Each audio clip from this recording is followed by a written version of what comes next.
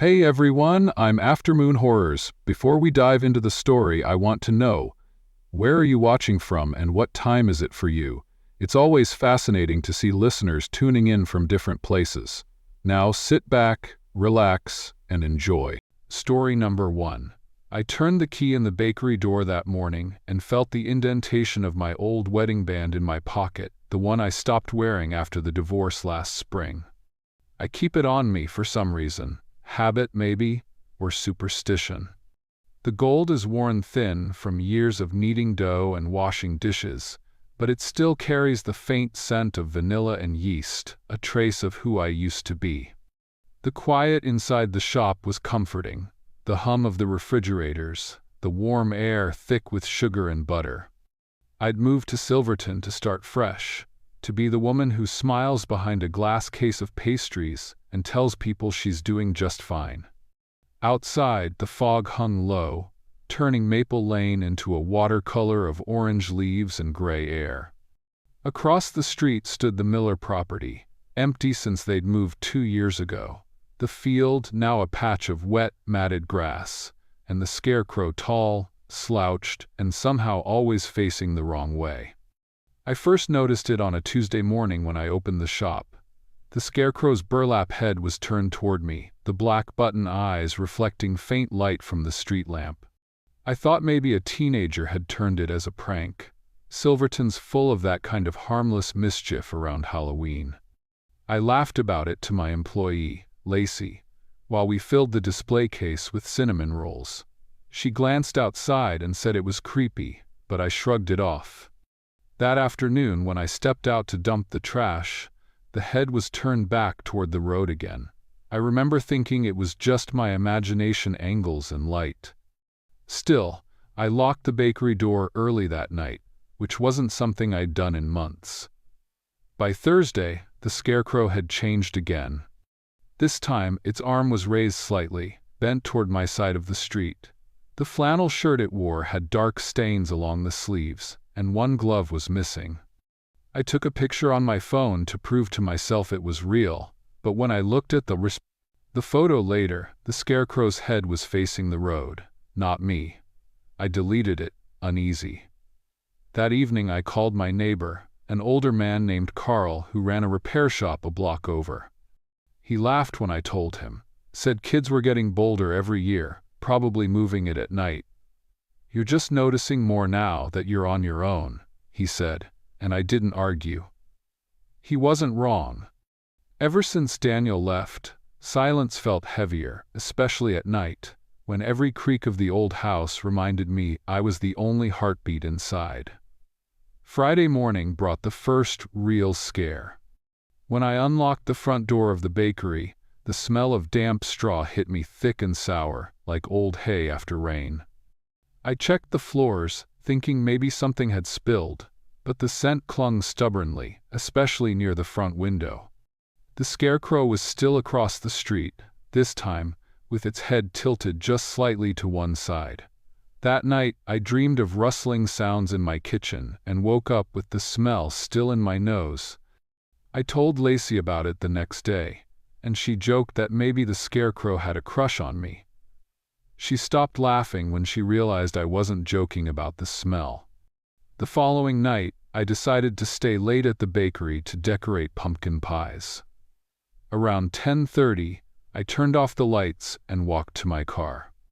The street was silent, except for dripping gutters and the faint whisper of fog.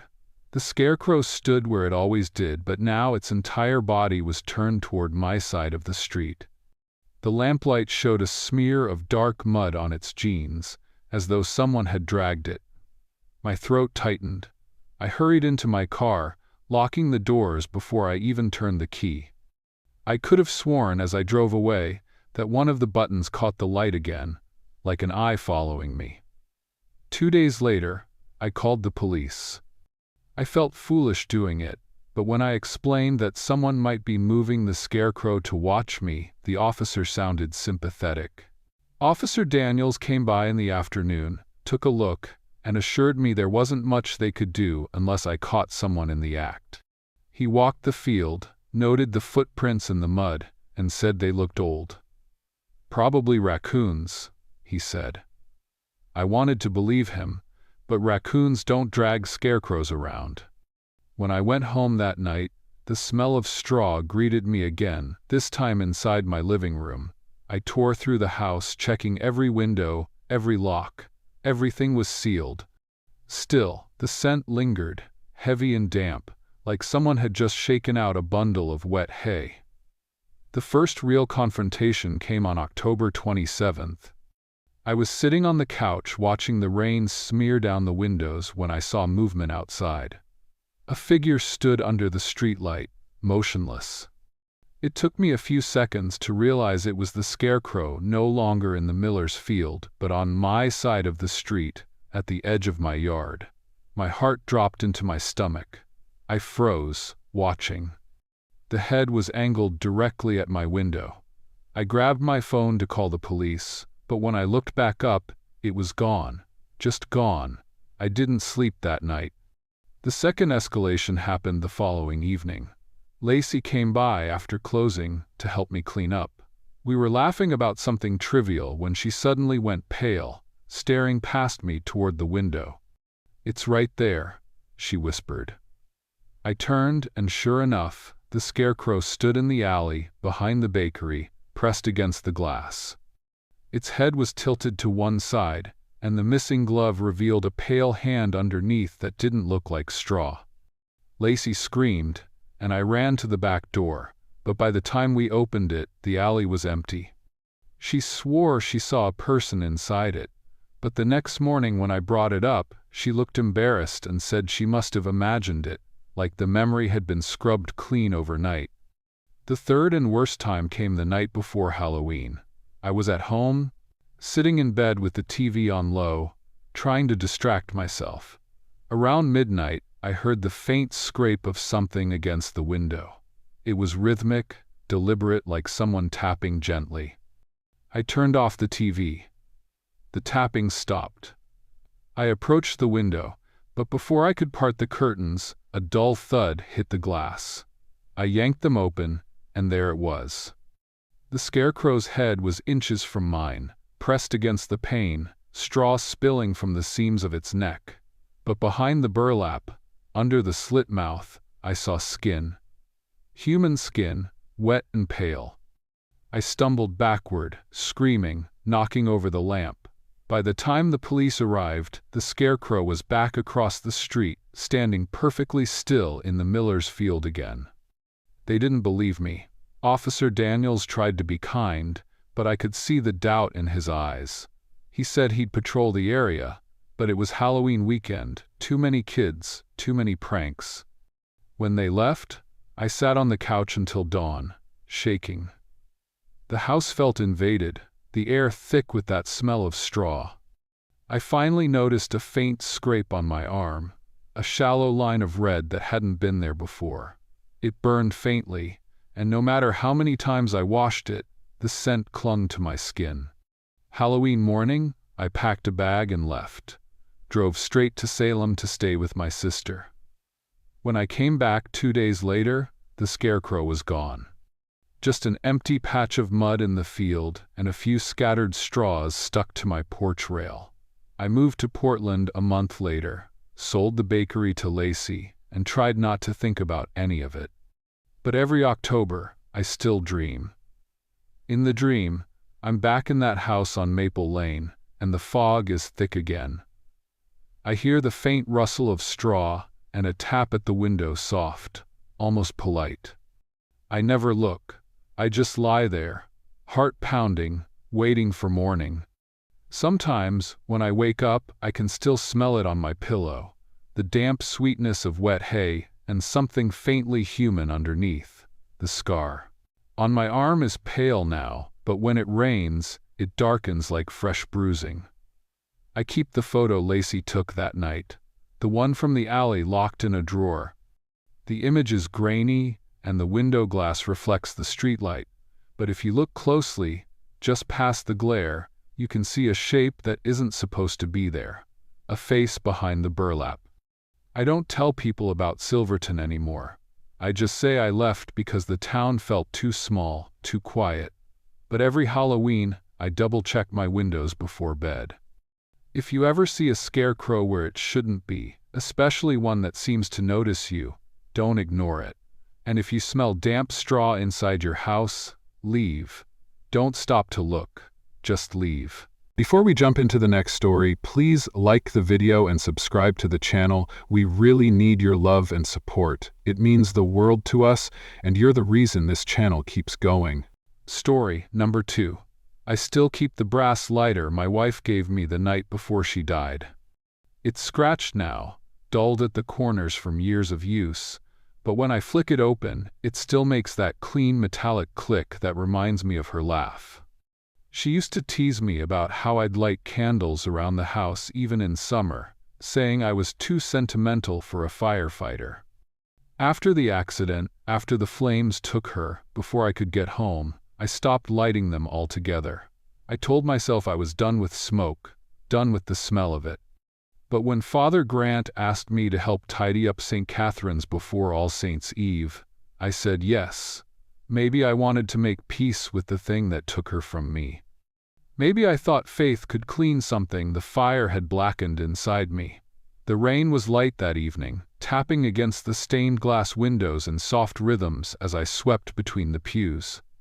The church was older than most in Jacksonville, the kind with warped wooden floors and a draft that carried incense even long after Mass. My knees creaked as I bent to pick up crumpled bulletins, my flashlight beam tracing across polished wood and brass.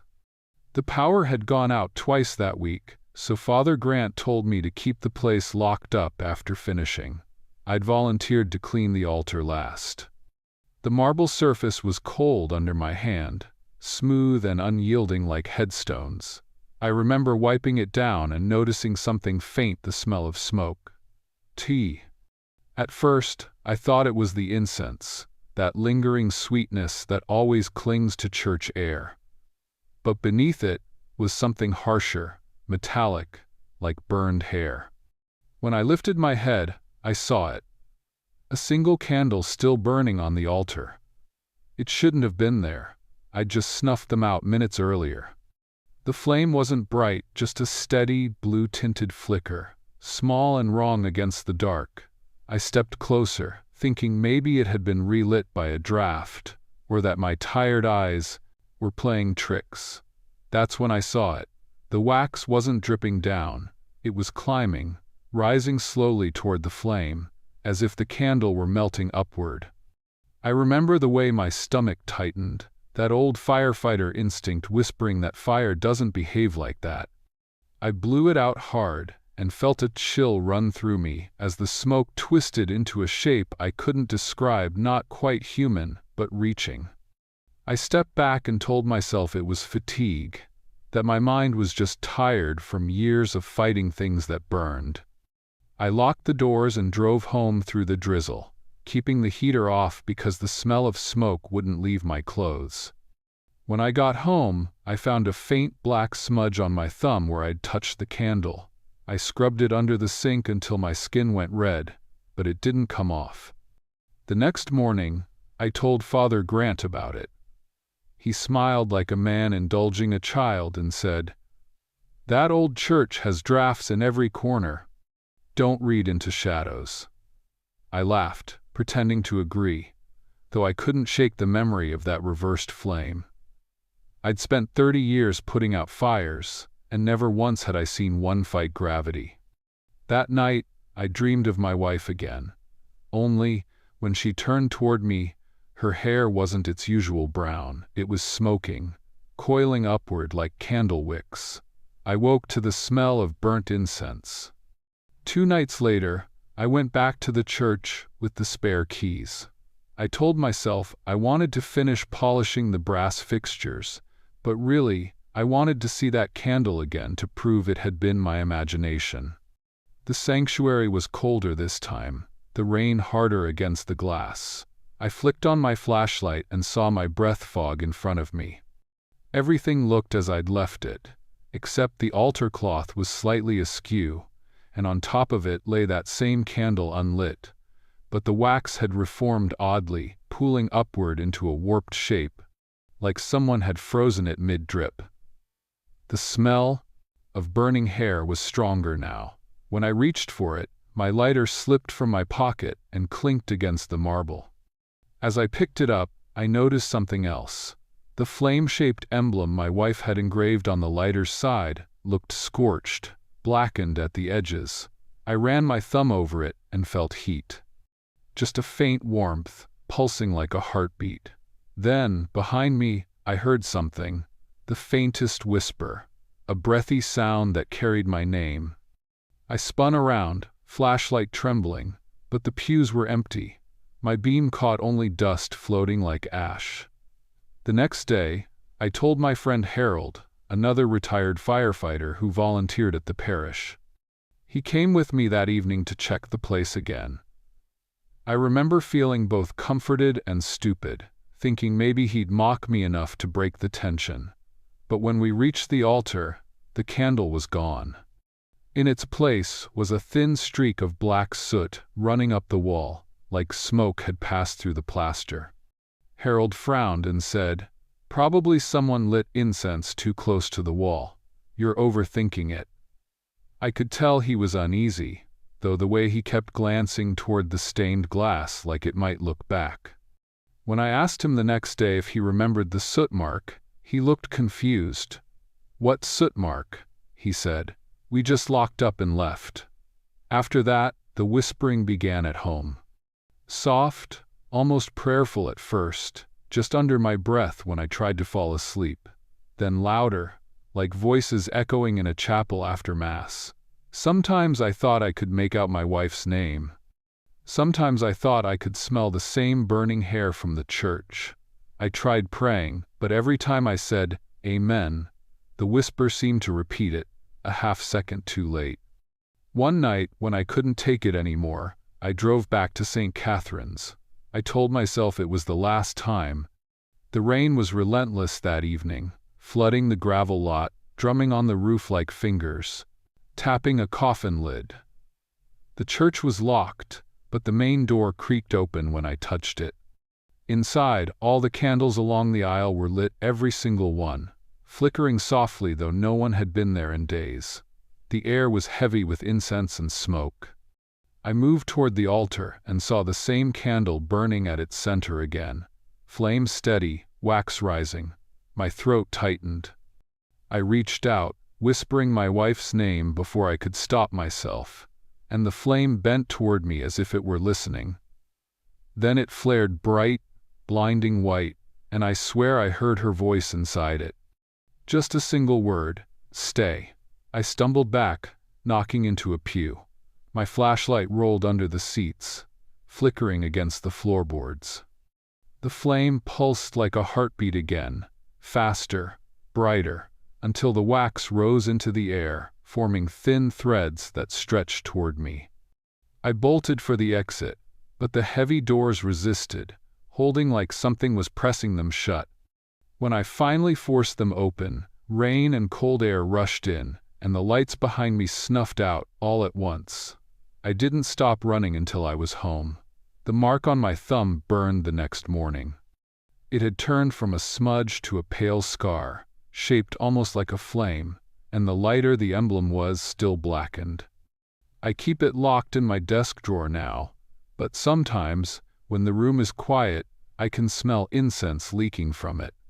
I tried telling Father Grant once more, but he said the church had been sealed for repairs since October. No candles, no services, nothing. He even laughed softly and said, "You probably dreamed that last part, Robert. Grief can make ghosts out of memory. But I know what I saw. I know what I heard. And I know that faith doesn't explain a candle that burns backward." It's been years since then, and I haven't stepped into another church since. I still pray sometimes, but never aloud, never near a flame.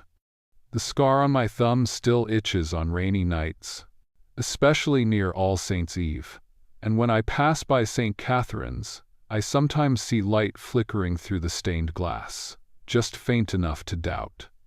If you ever find yourself alone in an old church at night, and the air smells faintly of incense and burning hair, don't look toward the altar. Don't try to see where the light is coming from. Just leave. Because some prayers, once heard, are never answered, they only echo. Story number 3. I still keep my dad's old carving knife wrapped in a dish towel, the handle dark from years of pumpkin pulp and wet hands. The blade's a little bent near the tip. He used it every October to carve faces that always looked more goofy than scary. The first Halloween after he died, I sat at the kitchen table staring at that knife for a long time before I finally used it. The smell of raw pumpkin filled the house, the same smell that used to cling to him after we spent hours making jack-o'-lanterns together. He'd light each one and set them along the porch rail, all flickering in uneven rhythm like they were breathing. That year, 2019, it was just me. Mom was working late, as she always did since he passed. I told myself carving pumpkins alone wasn't that different, but it was. The silence in the house was heavier than I'd expected, and every scrape of the knife against the rind sounded too loud. It was drizzling that night, the kind of cold, wet Oregon rain that seems to hang in the air. I had 3 pumpkins lined up on the counter. I carved faces into 2 of them, one smiling, one frowning, and left the third uncut for later. When I looked out the front window, the houses across the street were dark, except for one. The house at the corner of Maple and Pine had only a single pumpkin on its porch. It wasn't lit yet, but I noticed it because of how lonely it looked, one bright orange spot against all that gray rain. I didn't know the family well. I'd heard stories that their kid, a boy a few years younger than me, had died in a fire there when I was in middle school. The house had been repaired, repainted, but people in the neighborhood still crossed the street when they walked past it. After I finished carving, I set a tea light in each pumpkin and turned off the lights. Their faces flickered softly, shadows stretching up the walls. Then, through the rain-blurred window, I saw that the pumpkin across the street had come. Alive, too, a dull orange glow that hadn't been there before. I smiled a little, figuring someone else had decided to join in the Halloween spirit. But after a few minutes, I realized something strange. Its flicker matched the rhythm of my own candle. Every time my pumpkin's flame dimmed, the one across the street dimmed too. When mine flared, so did its. I even tested it, leaning closer to blow lightly on my flame. Across the street, the glow wavered, perfectly in sync. At first, I laughed. It had to be a coincidence, or maybe just the way the wind moved. Still, I couldn't shake the feeling that someone was watching. The next evening, when I came home from school, the pumpkin across the street was already lit, even though the rest of the house was dark. The drizzle hadn't stopped, and somehow the candle inside burned clean, untouched by moisture.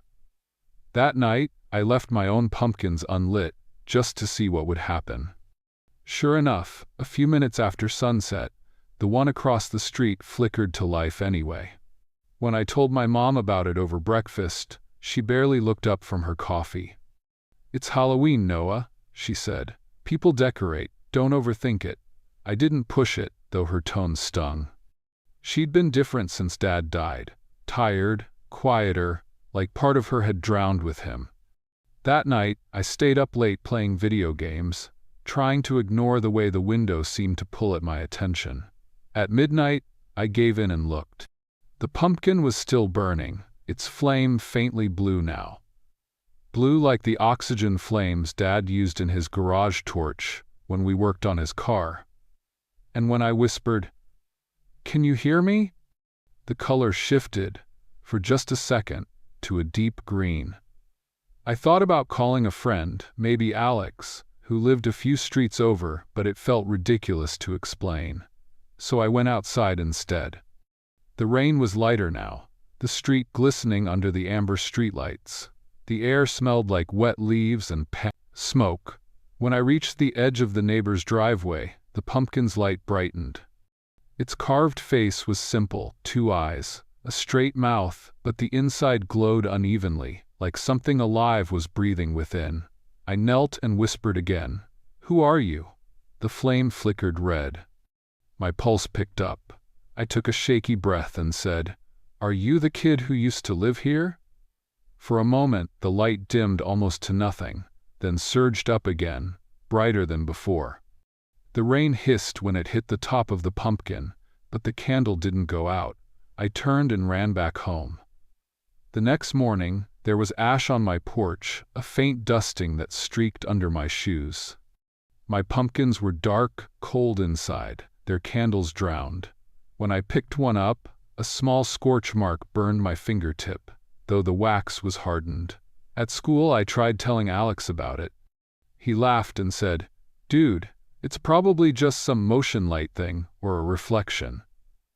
But when he walked me home that afternoon, I pointed to the pumpkin across the street. "See? It's lit again." He squinted. "What pumpkin?" he said. I stared. It was right there, glowing orange against the gray.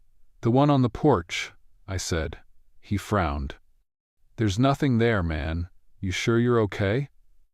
That was the moment I realized I was alone in this. When night came, I tried not to look, but curiosity kept winning. The flicker matched my heartbeat. Now I could feel it, pulse to pulse, a strange sync that made my chest tighten. Around 10 p.m., the pumpkin on my windowsill relit itself. I hadn't touched it. The candle inside sputtered to life, pale blue, then orange again. I whispered, "What do you want?" The air around me chilled instantly. The flame bent sideways, pointing toward the window, toward the house across the street. The first escalation came the next night. I'd left my room light on and tried to study. When I glanced up, my reflection in the window didn't move. It stared back a second longer than I did. Then the pumpkin across the street flared white, and my heart lurched. I turned away, but the light filled the room, pressing against the glass. When I finally looked back, both flames, mine and the other, flickered in perfect time again. The second came 2 days later. Mom noticed the ash and the house streaks on the floor, smudges on the walls near the window. "You've been burning candles again, haven't you?" she said. I told her no, but she didn't believe me. When she went to check, she stared out the window for a while. I asked if she could see the pumpkin. She hesitated, then shook her head. "I don't see anything, honey." Her voice trembled slightly, though, and that scared me more than if she'd yelled. That night, I heard something knock softly against the glass, once, twice, like a child tapping from outside. The third came on Halloween night. I stayed up, waiting. The drizzle had turned to a steady rain, the kind that blurs everything into watercolor shapes. Just before midnight, every light in the house went out. The air filled with the smell of smoke, not burning wood, but old, dry smoke, like the ghost of a fire long gone. I went to the window and saw the pumpkin across the street blazing bright orange, the rest of the world swallowed by fog. Then another light appeared beside it, smaller, fainter, until 2 pumpkins burned side by side. The second one had the same face as mine. I don't know what made me do it, but I took Dad's knife and went outside. The rain was freezing, running down my neck. As I stepped onto the street, both pumpkins flickered. My chest thudded painfully, and their light pulsed with it. I reached the neighbor's porch, hand trembling, and looked down. The second pumpkin, the one that matched mine, had my name carved into it. My throat went dry. The letters were still wet, as if freshly cut. The knife in my hand felt heavy. I dropped it and stumbled back. Both pumpkins went dark instantly. When I got home, there were wet footprints across the floor, smaller than mine, like a kid's. I followed them to the window. On the inside of the glass, someone had drawn a crude smiley face and soot, 2 circles and a line. It stayed there for days, even after I scrubbed it. I still live in that house, though Mom moved out a year later. She said it felt wrong being there, though she never said why. Every Halloween since, the pumpkin across the street relights itself. I don't carve anymore. I threw away Dad's knife after that night. but sometimes I hear it scraping faintly in the drawer I kept it in. The soot mark on the window never faded completely. If you catch the light just right, you can still see the faint outline of a smile. This year, I walked past that corner house again. It's empty now, windows boarded up, but the pumpkin's still there, just one, glowing in the rain. And I swear, when I passed, the flicker slowed like it was listening to my heart again. I don't go near it anymore. If you ever carve pumpkins alone, and one across the street starts to flicker with yours, don't whisper to it, don't look too long, and whatever you do, don't let it learn your name. Story number 4. I kept the silver lighter in my pocket, even though I quit smoking 2 years ago. It was my sister's. She left it on my dashboard the week before she overdosed, and I could still smell the faint trace of her brand Camel Blues when I flicked it open. That metallic click had become my way of staying awake through long shifts, a nervous tick that reminded me of her laugh, sharp and short like a hiccup. She used to call me every night before bed, and when those calls stopped, the silence settled into my bones. Working the night desk at the Blue Tide Motel in Florence wasn't glamorous, but it suited me. It was quiet, predictable. People came in from Highway 101, stayed a night, and disappeared by morning. The ocean was a dull roar behind the building, and the wind slipped through the cracks of the lobby windows like someone whispering too close to my ear. The first time I noticed the shadow in room 6, it was a Tuesday. End of October, off-season, the kind of week where the only guests were truckers and couples trying to escape something. I was refilling the coffee station around midnight when I saw the curtain move in the reflection of the lobby glass. Room 6 was directly across from my window, always dark, always empty since the last guest had complained about smoke in the vents and left early. The room had been cleaned, aired out, sealed. Yet there it was, the unmistakable outline of someone standing at the window, perfectly still. I told myself it was just the curtain shifting in the draft. The wind could do that, especially near the coast. I didn't look again until I heard the faintest tapping, like fingers against glass. By the time I glanced up, the curtain had stopped moving. The next night, it happened again, same hour, same window. This time, the shadow didn't move away when I looked. It lingered, shaped defined by the faint glow of the motel sign, tall and narrow, unmoving. My stomach twisted, but I made myself laugh it off. "Paranoid much?" I whispered, clicking the lighter open and closed.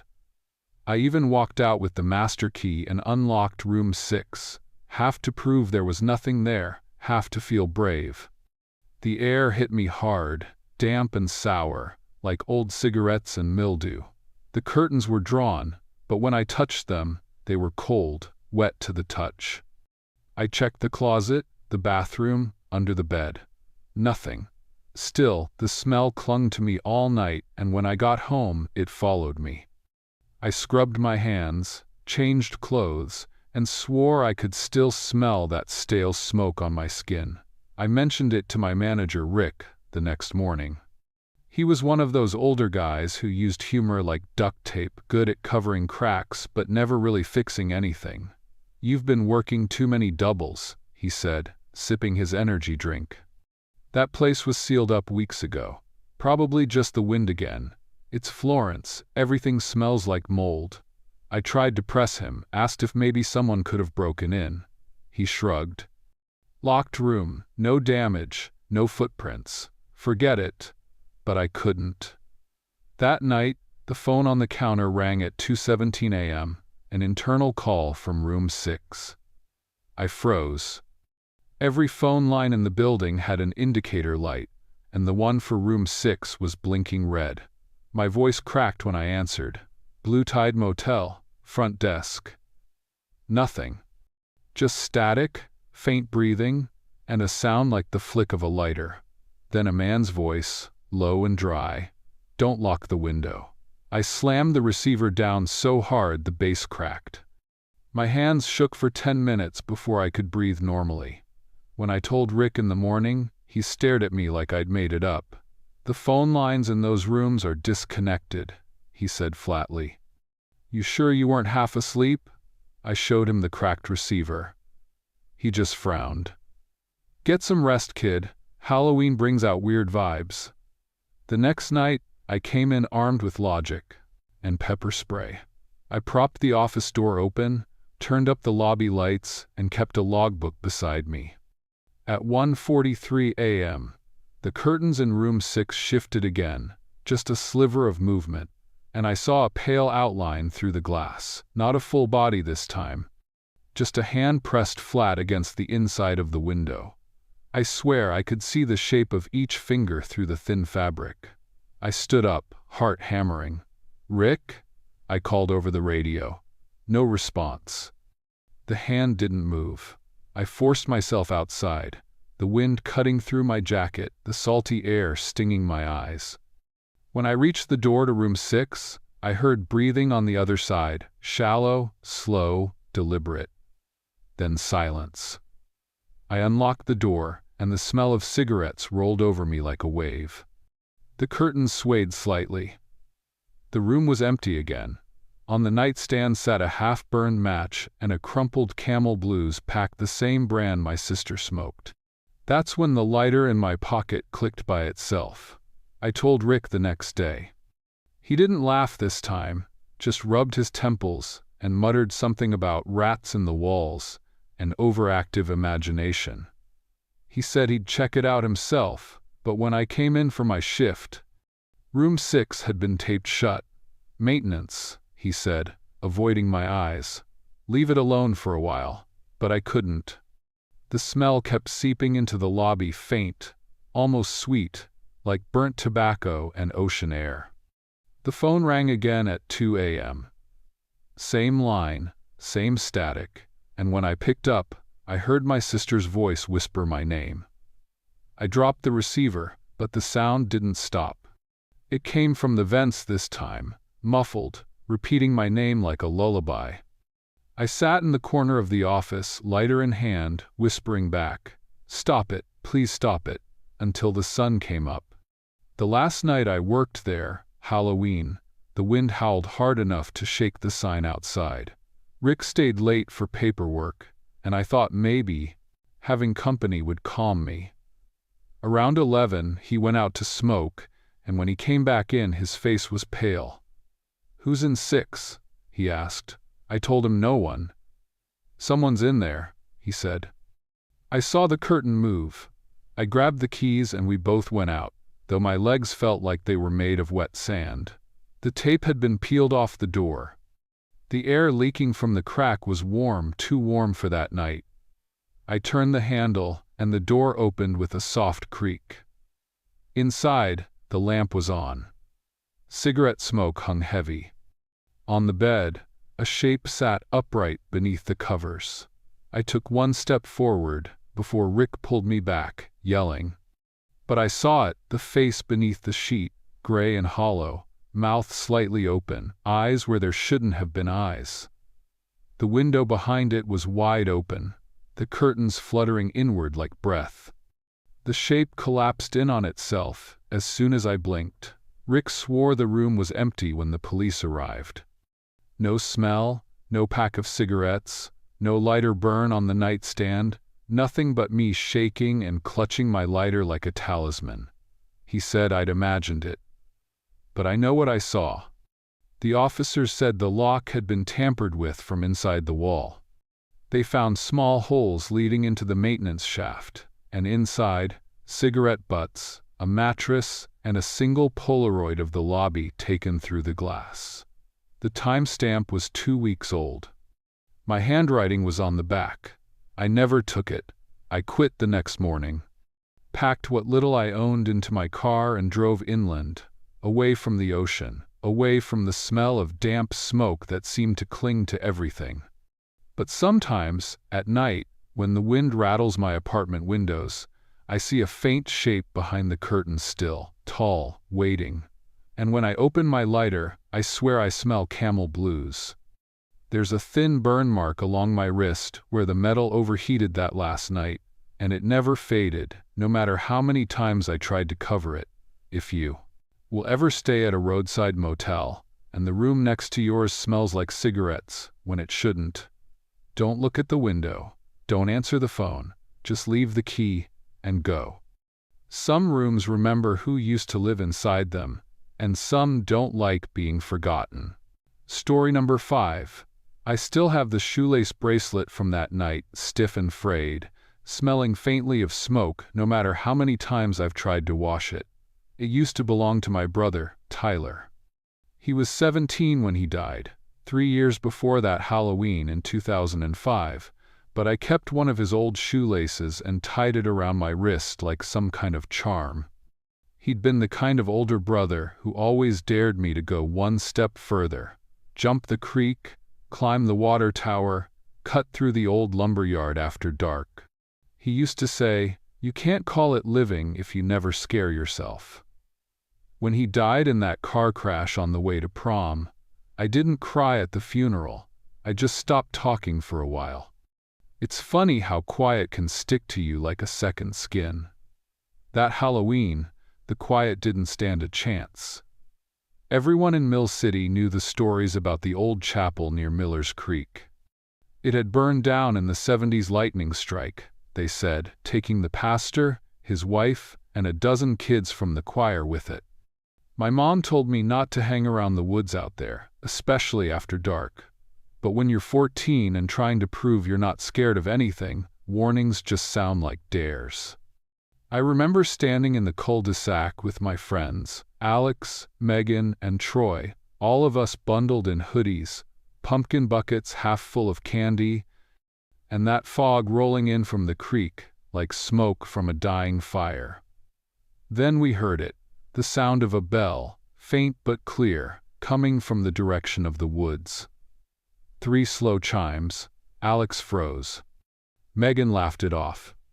But I grinned, tugged my shoelace bracelet, and said the words I shouldn't have, "Let's go see it." We followed the dirt path past the last of the houses, flashlights jittering over roots and beer cans. The deeper we went, the quieter it got, like the whole forest was holding its breath. You could smell the damp leaves, the cold river air, and underneath it, something sour and burnt, like wood that had been scorched long ago but never cooled down. Troy whispered that his dad once found melted hymn books out there, pages fused together. I didn't believe him. I just wanted to see where the sound was coming from. But when we reached the clearing, there was nothing, no chapel, no bell tower, just the collapsed stone foundation and a ring of charred posts. The fog hung low, thick as smoke.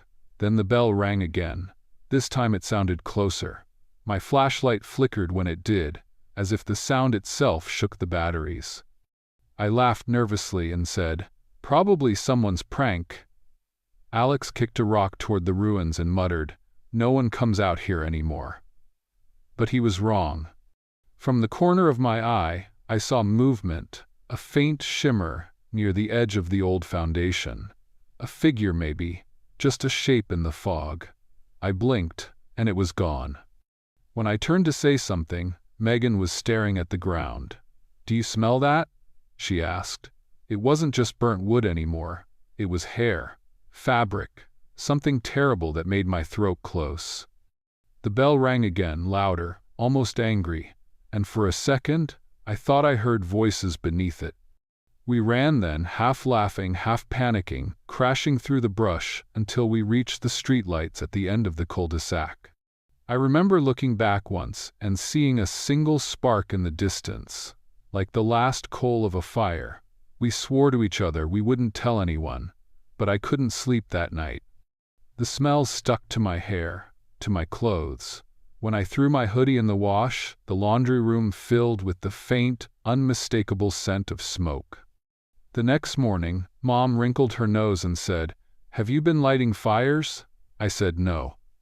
She made me wash my hands 3 times and still said she smelled it on me. A week passed. I kept catching that same smell on my jacket, my backpack, even my pillowcase. I started having dreams where I stood in the ruins, and the bell would ring just once before everything caught fire. I told Megan at school, but she looked confused. "What bell?" she asked. "You were the one who said you heard it." That's when I realized she didn't remember hearing it at all. Neither did Alex or Troy. They said they remembered going into the woods, but not why. Not the bell. Not the smoke, just me dragging them there. They laughed like it was nothing, but I saw the way Alex's hand shook when he dropped his pencil. On Friday, the bell rang again. Not from the woods this time, from outside my bedroom window. 3 low tones, muffled by distance but clear as a heartbeat. I sat up so fast I hit my head on the headboard. The sound faded after the 3rd ring, leaving only the wind. I told myself it was the church down on Main Street, even though they hadn't used their bell in years. I went outside the next morning, and there were black smudges on the grass beneath my window, shaped like footprints. Bare feet. I tried to show Mom, but by the time she came out, the dew had erased them. She said I was letting those ghost stories get to me, and told me to stop sneaking out at night. Halloween came around again before the fear faded. My mom made me hand out candy that year instead of trick-or-treating. I thought staying home would make me feel safe. Around 9, the doorbell rang 3 times, slow and deliberate. I opened the door expecting kids in costumes, but there was no one there. Just the wind and a faint trail of ash leading down the porch steps. I turned, and every light in the house flickered. My ears started to ring, not like a sound, but a vibration inside my chest. The smell hit next, sharp and acrid, as if someone had just lit a pile of leaves on fire in the living room.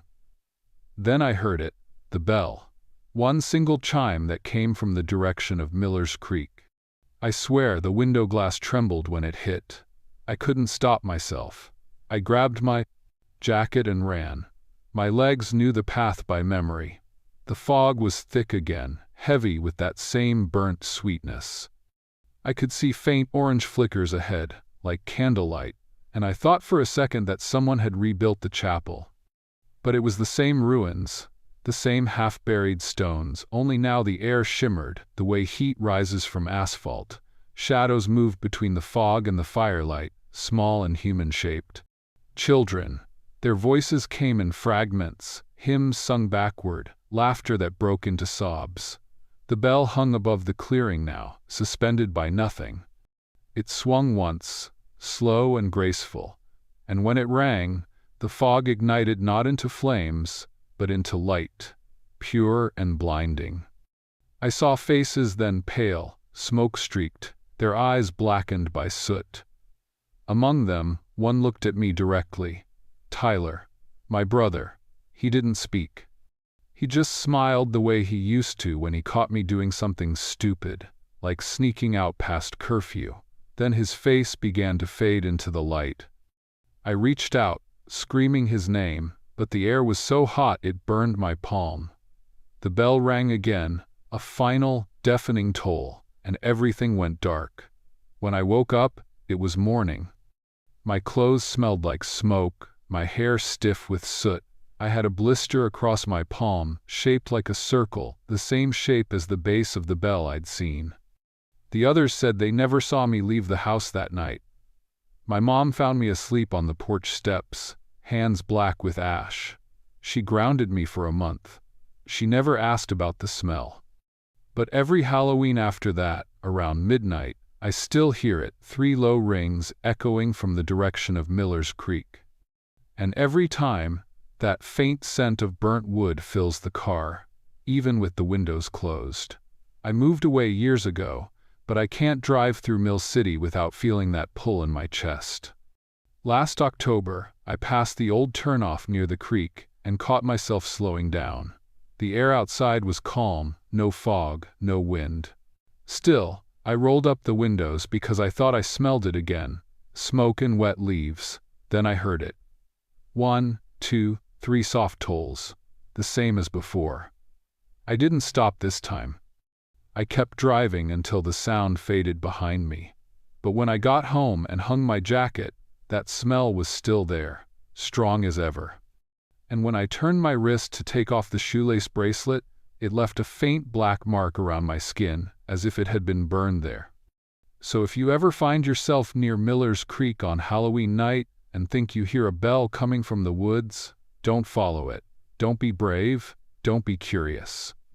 Some sounds aren't meant for the living anymore. They're just the echoes of the ones who never stopped ringing for help. Story number 6. I always light the same vanilla candle on Halloween night. It's one of those thick, white ones that come in a glass jar with warm sugar comfort, printed in gold cursive on the front. My son Milo used to love its smell when he was little. He'd say it made the house feel safe. I light it every year for him. He's 12 now, too old to hold my hand when we walk home from school, but I still light the candle all the same. It started the year his father left right before Halloween, actually. Milo had worn his Spider-Man costume for 3 days straight, waiting for him to show up. He never did. I told him his dad probably got stuck at work. He didn't believe me. I could tell by the way he quietly took off the mask that night and put it back in the closet. It was pouring rain on Halloween 2018, that bone-cold Oregon rain that soaks your jeans through before you even reach the mailbox. I had the porch light on and a big orange bowl full of mini Snickers and Kit Kats by the door. Milo had gone to his friend's house for the first time without me, and I told myself it was fine. I had Netflix, a blanket, and that candle. But I hate the silence that follows after the last kid leaves. It's a silence that feels too aware, too still. I tried to distract myself by wiping the fog from the window, watching the rain collect in the porch light. The first time the doorbell rang, I smiled. The kids were earlier than usual. I opened the door to find a group of them drenched raincoats, cheap plastic masks from Fred Meyer, candy bags clutched in their mittens. I handed out candy, wished them happy Halloween, and closed the door. But when I turned to blow out a bit of candle smoke drifting too close to the curtain, I noticed it muddy footprints across the porch, leading away from the steps. Then, faintly, back toward them again. At first I figured it was the same group looping around the neighborhood, but something about the spacing was strange, like one pair of feet had moved slower, heavier. I told myself it was nothing. People always get paranoid when they're alone in the rain. I went back to my couch, pressed play on my movie, and ignored the flicker in my stomach that told me to check the lock again. The next ring came about 20 minutes later. This time, only one trick-or-treater stood on my porch shorter than Milo, wearing a cheap, cracked clown mask. Blue and red streaks, the kind with rubber bands that snap if you pull too hard. The kid didn't say anything, just held out a hand, waiting. I dropped a few candies in his bag, feeling uneasy. "Where's your group?" I asked. No answer, just a tilt of the head. Then he turned and walked off into the rain. I shut the door fast. The smell that lingered after I closed it, faint but sharp, was smoke. Not cigarette smoke, not wood fire. More like something burned and wet at the same time. I figured maybe someone was having a backyard bonfire despite the rain. When the doorbell rang again, I laughed nervously to myself. Kids were always testing me, seeing how many times they could double dip. I opened the door without thinking and froze. It was the same body, same height, same small gloved hands clutching a plastic bag. But the mask was different now. A rubber skeleton face this time, with black eye sockets that reflected my porch light. The kid didn't speak, just tilted his head again. My hand trembled as I dropped more candy into his bag. "You already came by, huh?" I tried to joke, my voice thinner than I wanted. He stepped back slowly, turned, and walked toward the street again. I noticed the same muddy footprints when I closed the door, heavier now, as if more water had seeped into his shoes. I called my neighbor, Trish, who lived 2 houses down. She's the kind who always likes to keep tabs on the street, whose teenage son was throwing a party, who parked too close to the hydrant. I asked if she'd seen any kid in a skeleton mask walking around alone. She laughed and said she'd seen dozens of skeletons, witches, and clowns that night. I tried to explain the weird part, but she just told me to relax, said I was probably spooked because I was by myself. "Have a glass of wine," she said. "He's probably just a kid trying to scare you." But something about that smell wouldn't leave my head. Every time I opened the door, the smoke scent came stronger. It even clung to my sweater. I tried to ignore it. I folded laundry, poured myself half a glass of red wine, and pretended I wasn't glancing at the window every few minutes.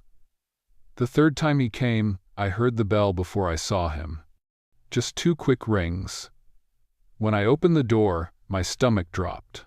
Same size, same gloves, different mask, a white plastic face, expressionless. Raindrops slid down it, streaking the hollow eyes. His costume looked soaked through, the fabric clinging to his arms and legs. But this time, he held something in his hand, a small, silver lighter. He didn't hold out his candy bag, just stood there, watching me. I felt every hair rise on my arms. "Where's your mom?" I asked quietly.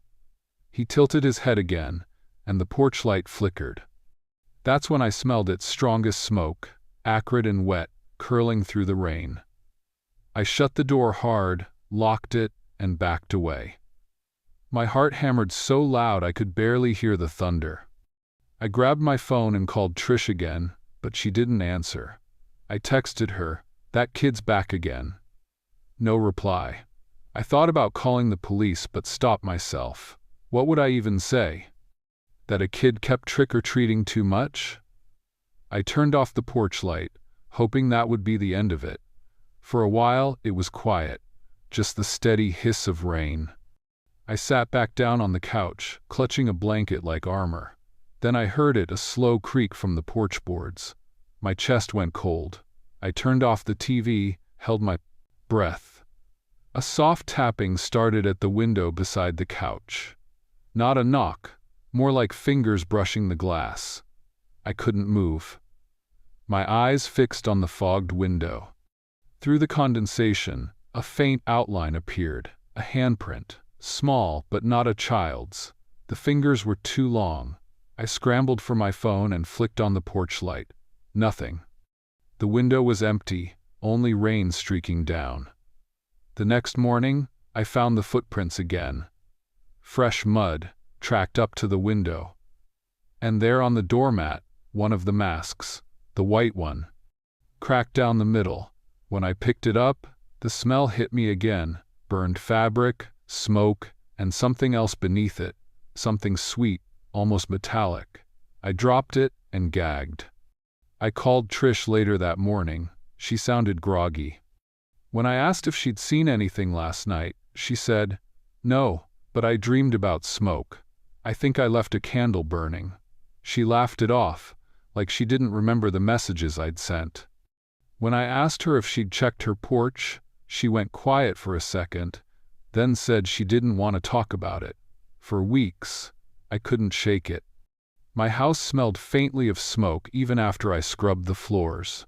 I started double-locking the door every night, pulling the curtains tight. Milo came home that weekend, full of stories from his sleepover, and I didn't say a word to him about what happened. But when he unpacked his backpack, I noticed something strange. There, at the bottom, was a piece of folded paper. Inside, smeared with mud, was a single sentence: "Trick or treat." I threw it out and told myself it was nothing.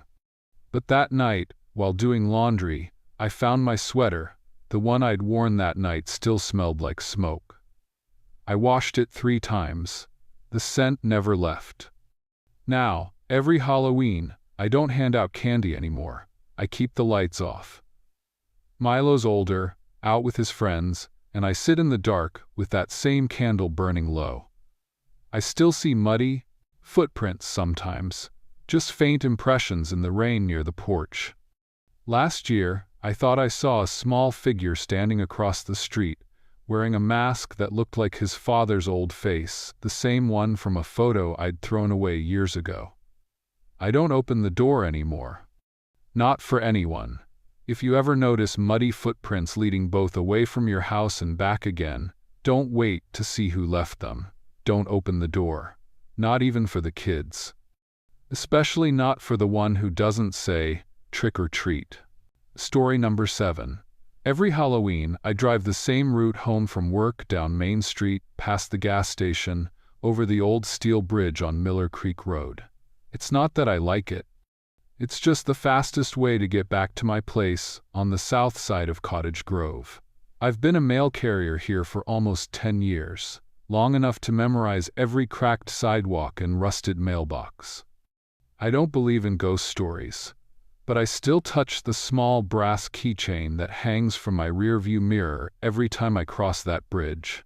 It used to belong to my younger brother, Mark. He was 17 when he disappeared. Halloween night, 2004. He'd been out with friends, and they said he was walking home when a driver saw him on the bridge, waving a flashlight. By the time they stopped, he was gone. They searched the creek for days.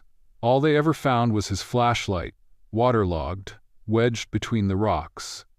People still talk about it. The Bridge Boy, they call him now.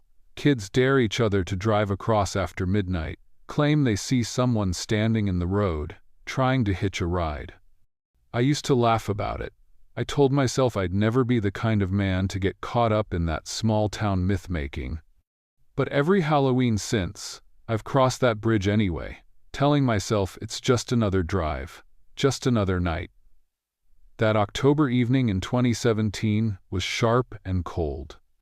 Wind hissed through the trees, and the smell of wet leaves mixed with something metallic that always clings to the air around Miller Creek like rust and water and old iron. My shift ended late, and by the time I left the post office, most of the town had gone dark. Pumpkins glowed faintly on porches, their candles nearly burned out. I remember glancing at my mirror and catching the faint glint of Mark's keychain swinging as the truck rumbled over a pothole. I was thinking about him, about how he used to sit in the passenger seat while I drove my old Chevy, tapping his knuckles on the dashboard to whatever song was on. He'd been restless, always chasing something. I'd told him to stay home that Halloween. I still hear his voice sometimes, the way he laughed and said, "You worry too much." Half a mile before the bridge, I noticed something strange. A faint flicker of light far up ahead on the shoulder. I slowed down, squinting through the drizzle on the windshield. It looked like a flashlight beam, unsteady and dim, moving just enough to catch my eye. I told myself it was probably a hunter or some kids messing around. But the closer I got, the more it wavered left, right, then vanished completely. When I rolled onto the bridge, the tires made that hollow metallic hum.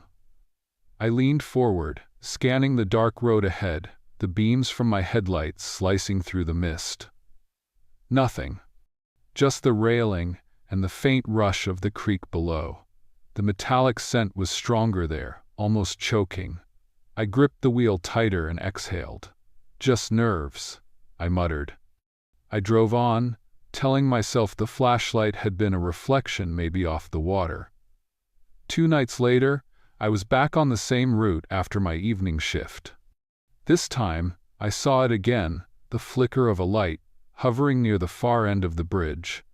Only this time, it didn't disappear. It flashed twice, steady, deliberate, like a signal. I slowed the truck and pulled up to the bridge's edge. The air felt colder, heavy with that same iron smell. I rolled down the window and called out, "Hey, you all right out there?" No answer. The wind rushed through the trees, carrying the faint sound of water slapping against the pilings below. I turned off my high beams, waited. Nothing moved. When I drove off, I checked the mirror again, the keychain swinging gently, and for a split second, I thought I saw someone standing at the railing, arm raised, like they were waving. The next morning, I told my supervisor, Sam, what I'd seen. He laughed, said I'd just spooked myself. You spend too much time alone on those routes, he said. You start seeing what you expect to see. He told me about the legend again, about how every Halloween someone claims they've seen the ghost of the hitchhiker. I wanted to believe that was all it was. Still, when I clocked out that evening, I noticed my hands were trembling. The third time, I told myself I'd stop if I saw it again, just to prove it wasn't real. I was tired, running on black coffee and stubbornness, the kind that builds up after years of pretending you're not haunted by something. The rain came down harder that night, streaking across the windshield in silver threads. When I turned onto Miller Creek Road, my wipers squeaked back and forth in that rhythmic, lonely sound. Halfway there, the flashlight appeared again, flickering, stuttering, then steady. I slowed, heart pounding. The figure was clearer this time. A man, standing on the shoulder in a soaked jacket, one hand raised, the other holding that weak beam of light. I eased the truck closer. "Need a ride?" I called out. The man didn't answer, didn't move, just kept the light fixed on me. Then I noticed something strange. The flashlight wasn't casting any reflection on the wet pavement. It was like the beam had no source. I leaned out the window. "Hey, you okay?" I shouted. The man lifted his head slightly, and even through the rain, I saw it, a pale, drenched face, eyes too wide, and lips moving like he was whispering something I couldn't hear. Then he stepped backward, toward the railing. I slammed the brakes. The tires screamed against the slick metal, jerking the truck sideways. The headlights swung across the bridge, and he was gone. I jumped out, heart hammering in my throat. Rain soaked through my jacket instantly. The bridge groaned under my boots as I stepped toward the railing. "Hello?" I shouted over the wind. No answer. Just the gurgle of the creek below. Then, faintly, I saw something shining in the water. I knelt and peered over. A flashlight, the beam weak but still on. I called the sheriff that night. When they arrived, I told them everything. The man, the flashlight, how he'd stepped back and vanished. They combed the area for hours. No footprints, no signs of anyone on the bridge. Just my tire marks, burned into the wet asphalt where I'd hit the brakes.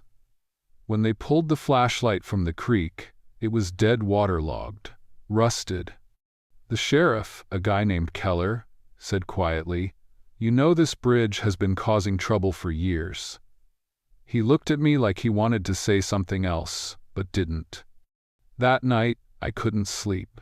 My clothes still smelled of the bridge, that metallic tang, like something rusted through. Around 2 a.m, I heard a faint sound from outside. I went to the window and froze. There, hanging from the rearview mirror of my truck, was Mark's keychain, swaying slowly, though the air was still. I could have sworn I'd taken it inside earlier. When I opened the door, the night air hit me like a slap. The keychain wasn't moving anymore, just spinning, slowly, as if something had touched it. For weeks afterward, I kept dreaming about the bridge, the sound of water rushing below, the flashlight beam bobbing like a heartbeat. I started noticing the smell of iron everywhere, in my clothes, my mail truck, even my skin after washing my hands. I still drove my route, but I took the long way home. A month later, Keller called me. They'd reopened the file on my brother's case, following a new lead. They found tire marks on the bridge that matched my truck's from that night. Only, they were layered over older ones, almost the same pattern, like someone had slammed the brakes in the exact same place before. I quit the route the next spring. Took a transfer to a smaller town north of Eugene. I still drive sometimes, though especially late, when the world's quiet. I keep that old keychain in the glove box now, where I can't see it swinging. But sometimes I swear I hear a soft tap on the window when I cross a bridge, like someone's trying to get in. If you ever drive that way on Halloween over Miller Creek, past the steel rails and the cold wind that smells like iron, and you see a light flicker on the shoulder, don't stop, don't even slow down. Because sometimes what's waving you down isn't asking for help. Sometimes it's waiting to see if you'll make the same mistake twice. Story number 8. I keep a lighter in my glove box that doesn't work anymore. It's scratched, dented, and useless, but I can't bring myself to throw it out. It belonged to my brother, Jake. He left it in my truck 2 days before the accident, right after we'd fought about who should have been driving that night. He wanted to take my shift, said I'd been pushing myself too hard. I told him I was fine. Hours later, his car hit the guardrail outside Reedsport, and the river took him. I was the one who identified his body. Ever since then, I can't stand the sound of rain on the windshield. It reminds me of that night, the rhythm of water hitting glass, as I stared at the spot where they said he went under. On Halloween of 2020, I was running late on a delivery route through Coos Bay. The air was thick with mist, the kind that seems to swallow the headlights whole. The coastal roads there curve like old scars, narrow and slick with salt. I'd been driving since dawn, surviving on coffee and vending machine snacks. Around 11:30 p.m., I took the wrong turn near Seven Devils Road, where the GPS signal always drops. That's when I saw the glow, a faint trail of orange lights winding down a dirt road off to the right. At first I thought it was a festival or some late-night fishermen with lanterns by the bay. But the lights were moving slowly, steadily, like a procession. Curiosity got the better of me. I pulled over, left the truck idling, and stepped into the wet air. The smell hit first, salt water and smoke, faint but sharp. It reminded me of the marina Jake used to take me to when we were kids. The lanterns floated about 3 feet above the ground, dozens of them, maybe more, bobbing like buoys in a black sea. Each one glowed softly, orange bleeding into fog. As I got closer, I saw they weren't attached to anything. They just hovered, swaying slightly in the breeze. And on each paper shell, in neat black ink, was a name. I leaned in to read the first. 1. Matthew Horn, 1927, 1952. Then another, Annie Lowe, 1903, 1919. The ink looked fresh, wet enough to smear if I'd touched it. My pulse kicked up. Maybe it was some kind of memorial display, I thought. People here are always honoring sailors lost at sea. But there was something about the way they moved, as if they were searching for something or someone, that made me uneasy. I stood there until the mist grew denser and my skin prickled. Then I heard it, a faint whisper of waves, even though the ocean was miles away. Back in the truck, I told myself it was exhaustion. Coastal fog does strange things with light, and grief plays worse tricks. Still, I couldn't shake the smell of seawater. It clung to my jacket all night, even after I rolled the windows down. The next morning, I mentioned it to my dispatcher, Linda. She frowned and said there's no road where I'd described, not anymore. That stretch washed out years ago, she said. Locals call it Lantern Road.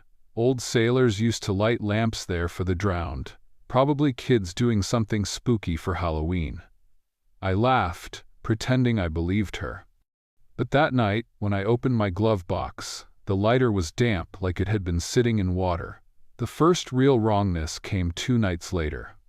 I was unloading crates behind a diner near the docks, just before midnight, when I caught sight of something reflected in the glass door, a small orange light hovering behind me. When I turned around, it was gone. But the air smelled of seawater again. One of the dockhands, Frank, noticed me freeze and asked if I was all right. I told him what I saw, and he chuckled, said I'd probably caught a glimpse of a boat lantern through the fog. But when I checked later, the tide was too low for any boats to have been there. By the third night, The lanterns weren't staying by the road. I started finding traces of them, tiny flecks of ash on my windshield, faint wet marks on the truck floor. Once, when I turned off the ignition, the smell of smoke filled the cab, though the heater wasn't on. I drove out to Lantern Road again, hoping to find some logical explanation. The fog was thicker that night, curling in ghostly ribbons. The lanterns were there again, drifting in single file down the washed-out lane. I parked at the edge, the truck lights dimming in the mist. My breath fogged the window as I counted them, 50, maybe 60. And then I saw it, my brother's name. It was near the end of the line, faint but unmistakable. Jacob Miller, 1984, 2020. The letters shimmered as if written in salt water. My throat closed up. I got out of the truck, stumbling toward it, whispering his name like saying it might pull him back. The lantern wavered, hovering just out of reach. The closer I got, the colder the air became, the mist thickening into something almost solid. I reached out my hand, and for a second, I swear I felt warmth, a pulse beneath the paper. Then the lantern flickered violently and went dark. I must have blacked out.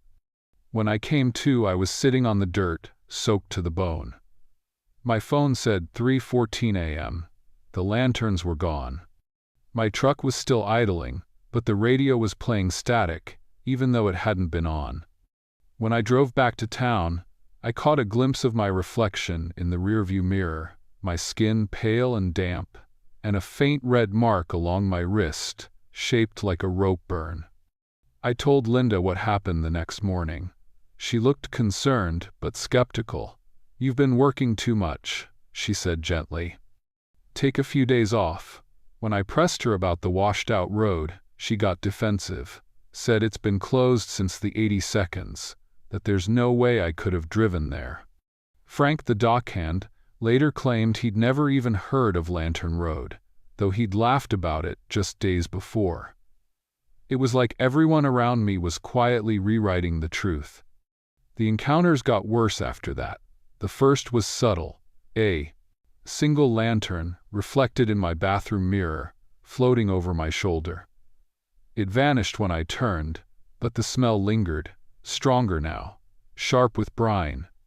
The second came while I was driving through town. I looked up and saw them hovering above the streetlights, dozens of them, faint and distant, like stars dipped in smoke. My radio cut out, and the lighter in my glove box clicked open and shut by itself. I didn't touch it. I couldn't. The third happened on Halloween night. I woke to the sound of knocking on the window, 3 slow taps. When I pulled the curtain aside, a single lantern floated just beyond the glass. It was the same one, the one with Jake's name. This time, the paper wasn't glowing softly. It was burning from within, ember orange, and inside, I thought I saw movement. A silhouette, his shape. I whispered his name, and the lantern drifted closer until it pressed against the window pane. The glass fogged instantly, the smell of seawater flooding the room. I pressed my palm against the glass, and for a heartbeat, something pressed back. Then the flame inside guttered out, leaving only smoke and a wet handprint on the inside of the glass. The next morning, my skin was cold where I'd touched it. The rope mark on my wrist had darkened, spreading faintly up my arm like bruised veins. I called Linda again, begged her to check the accident report, my brother's, from the year before. She sounded annoyed but promised to pull it up. An hour later, she called back and said there was no record of any accident under his name. "Maybe it's archived," she said. "You should talk to someone about your grief." Her voice softened, but it didn't sound like pity, it sounded like distance, like she was talking to someone already halfway gone. I stopped working the route after that. I couldn't drive near Coos Bay without feeling like the fog was watching me. Still, the smell followed me home, faint, damp, like seawater trapped in my clothes. The lighter in the glove box began leaving condensation rings on the plastic, though it hadn't worked in a year. Once, I thought about throwing it into the river, but I couldn't. Maybe part of me believed it still belonged to him. It's been 5 years now, and the mark on my wrist never faded. Some nights it tingles, especially when it rains. I tried therapy, medication, moving inland. Nothing helped. I still see the lantern sometimes, usually in reflections, car mirrors, puddles, even the dark screen of my phone before it lights up. They drift quietly, always in a line, always moving toward something unseen. I've stopped trying to look too closely, because each time I do, the smell grows stronger. The lighter still sits in my glove box. A few weeks ago, I noticed something etched faintly into the metal that wasn't there before. A name. My brother's. It catches the light just enough to make me doubt it, but I know what I saw. I haven't opened that compartment since. If you ever drive near Coos Bay on a foggy night and see lanterns glowing down an old dirt road, don't stop. Don't read the names. They're looking for someone who remembers them, someone who carries their story still burning. And if you smell seawater and smoke where there shouldn't be any, keep driving. Don't look back. Story number 9. Every Halloween, I use the same chipped ceramic bowl, the one my brother painted for me when we were kids. It's white with crooked orange pumpkins that look more like blobs, and there's a small crack running down the side that I glued years ago. I keep it on the kitchen counter all October, filling it with candy whenever I stop at Safeway after my nursing shifts. It's silly, but that bowl feels like a connection to him. Caleb died in a car accident when he was 19, hit by a drunk driver on his way home from a Halloween party. I was 17 then, still too young to understand that guilt doesn't go away. It just changes shape. He'd promised to bring me candy that night. He never made it home. This year, Halloween fell on a Tuesday, and I'd just finished a 12-hour shift at the hospital. My scrubs smelled faintly of antiseptic and coffee. My feet ached, and I still made myself arrange the little pumpkin bowl by the door with a handwritten sign, "Please take 2." It had been drizzling since noon, and by sunset the rain turned into this slushy, cold snow that fell in uneven flakes. I didn't expect many kids to come, but I left the porch light on anyway.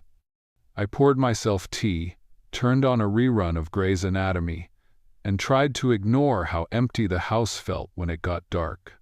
Around 8 p.m., I glanced outside. The bowl was gone. At first, I thought maybe a group of kids had taken it. It happened last year too, when a couple of teenagers ran off with someone's plastic skeleton. I sighed, put on my jacket, and stepped outside to check. The porch light flickered weakly in the wet snow. There were muddy shoe prints on the steps, small ones, maybe size 8 or 9, leading away from the porch and then looping back toward it. My breath fogged in the cold as I followed them to the edge of the driveway, but they disappeared into slush. When I turned back, something caught my eye. Right where the bowl had been, there was a piece of paper pressed flat against the wet wood. It was folded neatly, edges sharp despite the moisture. My name was written across it in smudged black ink Claire. Just that. No last name, no greeting. The handwriting looked familiar, though I couldn't place it right away. My stomach twisted. I opened it with shaking fingers. Inside was one sentence, written in cramped, uneven letters. "I brought you candy, like I promised." I froze. My first thought, my desperate, impossible thought, was Caleb. But that was ridiculous. I told myself it was some kind of cruel prank, maybe a coincidence. I even laughed, this nervous sound that didn't feel like mine, and crumpled the note. But as I turned to go back inside, I heard it faint, behind me, under the hiss of sleet. The sound of candy wrappers crinkling, not close, but moving, dragging through the dark. I told myself it was just the wind scattering garbage. I locked the door and went to bed early. The next morning, I almost convinced myself I'd imagined it. But when I stepped outside for work, the bowl was back. It sat neatly on the porch, spotless, not a drop of melted snow, not even a smudge of dirt. And inside were 3 unwrapped caramels, the old-fashioned kind my brother used to buy from the gas station on 5th Street. They looked soft and stale, but they smelled sweet, too sweet. Like burnt sugar mixed with something sour. I threw them out immediately. When I told my coworker Mia about it at lunch, she shrugged. "Probably some kid messing around," she said. "Or one of your neighbors being cute." I wanted to believe that, but she didn't see the way the handwriting had curved on that note. Caleb used to loop his C's exactly the same way. That night, I left the bowl inside. I didn't want to play along anymore. At around 9:30, while I was folding laundry, I heard it again, the soft crinkle of wrappers. I froze. It wasn't outside this time. It was coming from the hallway. I turned off the dryer to be sure, and the sound grew louder, closer, crinkle. Stop, crinkle. I grabbed my phone flashlight and stepped carefully toward the sound. My pulse was hammering so hard I could hear it in my ears. The hallway was empty, but at the end of it, near the front door, something glinted faintly under the mat. It was another note. This one was wet, smeared with mud. My hands shook as I unfolded it. "You didn't like the candy?" it read. The letters were uneven, shaky, like someone writing in the dark. I called Mia immediately. She told me to call the cops, but by the time they arrived, the note was gone. Just gone. The officer, young, polite, probably still new, walked the property and said he didn't see any signs of forced entry. "Halloween brings out pranksters," he said, smiling like I'd wasted his time. I didn't tell him about the sound of the wrappers. The next day, the scent started. Sweet at first, faint, like caramel. It followed me from the kitchen to the bedroom. I tried to wash the floors, light candles, open windows, but it only grew stronger. Sickly sweet, with a rotten undercurrent, like burnt candy mixed with decay. That night, I dreamed of Caleb again, not the way he was before, but pale, wet, sitting cross-legged on my porch. He was unwrapping caramels, one after another, smiling too wide. His lips were cracked and bleeding. When I woke, I could still hear the crinkling. I went outside before dawn, shaking, needing to prove to myself it was just in my head. The bowl was gone again. In its place was a pile of candy wrappers, half buried in snow. Some had writing on them, letters traced in what looked like mud, forming my name. I backed away, barely breathing, and that's when I saw them, the same muddy footprints, leading away from the porch and looping back again, over and over, as if someone had been pacing for hours. I didn't sleep that night. I stayed in the living room with every light on, waiting for the sound. It came after midnight, faint, deliberate, the slow peel of wrappers near the door. I whispered Caleb's name without meaning to. Everything went silent. Then 3 slow knocks. I didn't open it. I couldn't. My phone rang, Mia calling. I told her someone was outside. She stayed on the line until I heard sirens in the distance, and by the time the police arrived, the porch was empty again. Only this time, they did find something. My candy bowl. It was sitting in the snowbank near the road, filled to the brim with wet caramels. The officer looked at me with concern. "You're sure you didn't move this yourself?" he asked. I just nodded numbly. I didn't want to sound insane. He suggested putting up a camera, so I did. I bought a cheap motion-activated one from Best Buy and aimed it at the porch. For 2 nights, nothing happened. On the 3rd, I woke to an alert on my phone. My heart hammered as I opened the footage. It was dark, blurry, snow falling sideways across the lens. But I could see someone standing there, tall, thin, wearing a dark hood. They didn't approach the door. They just bent down, set something on the mat, and looked straight at the camera. For half a second, the light caught their face. It was impossible, but the eyes the same blue as Caleb's. I brought the footage to the police the next day, but when they reviewed it, the screen showed only snow and static. The frame where the figure stood was completely blank, as if erased. The officer gave me a polite smile and said, "Maybe the sensor malfunctioned." I knew better. I deleted the file but couldn't shake the image burned in my mind, those eyes, hollow and wet. It's been a year now. I still live in the same house, still keep the porch light off every Halloween. I quit night shifts at the hospital. The dark makes me anxious now. The scar on my wrist from where I cut myself scrubbing the porch never healed right, a pale line that stings when it's cold. And every October 31st, without fail, I find something under my doormat in the morning. A single caramel, unwrapped, sometimes two. Always sticky, always faintly smelling of burnt sugar. I don't touch them anymore. I just sweep them into the trash and try not to think about the sound of the wrappers in the dark. If you ever leave candy out on Halloween, don't write your name on the sign. Don't even leave a note.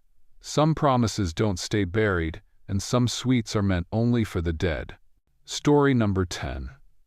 The first thing I noticed about my aunt's house was the smell, that thick, coastal damp that seeps into everything.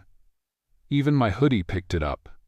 I kept pulling it to my nose, half hoping for the faint trace of my dad's old aftershave that used to linger in it, but all I got was mildew and ocean air. He'd worn that same scent, Old Spice classic, every day until he died last winter. A heart attack, sudden, in his kitchen. I never got to say goodbye, just packed up his mugs and jacket afterward, the one that still hangs in my closet. That jacket was the only reason I agreed to house sit for Aunt Marlene. I needed a few days away from the apartment we used to share, from the silence that felt heavier than grief. Her place sat just outside Astoria, tucked between two overgrown lots and the kind of pine trees that always looked like they were leaning in. It was Halloween weekend, 2016, and rain had been coming down steady since I arrived. I remember how it sounded on the tin roof, a constant hiss, like the ocean was sitting right on top of the house. She'd warned me that the basement door stuck sometimes, told me to leave it alone, but the moment I saw the old brass lock on it, I was curious. It was scratched not just from use, but clawed, like something inside had been trying to get out. The first night passed quietly enough. I made tea, fed her cat, Willow, and sat by the window scrolling through my phone while rain hammered the deck. I told myself the smell downstairs was normal. Basements always smelled like wet cement and rot near the coast. Around midnight, I heard something shift beneath the floorboards, just a dull thump. Then another. I froze, waiting for Willow to react, but she didn't move from the couch. Her ears didn't even twitch.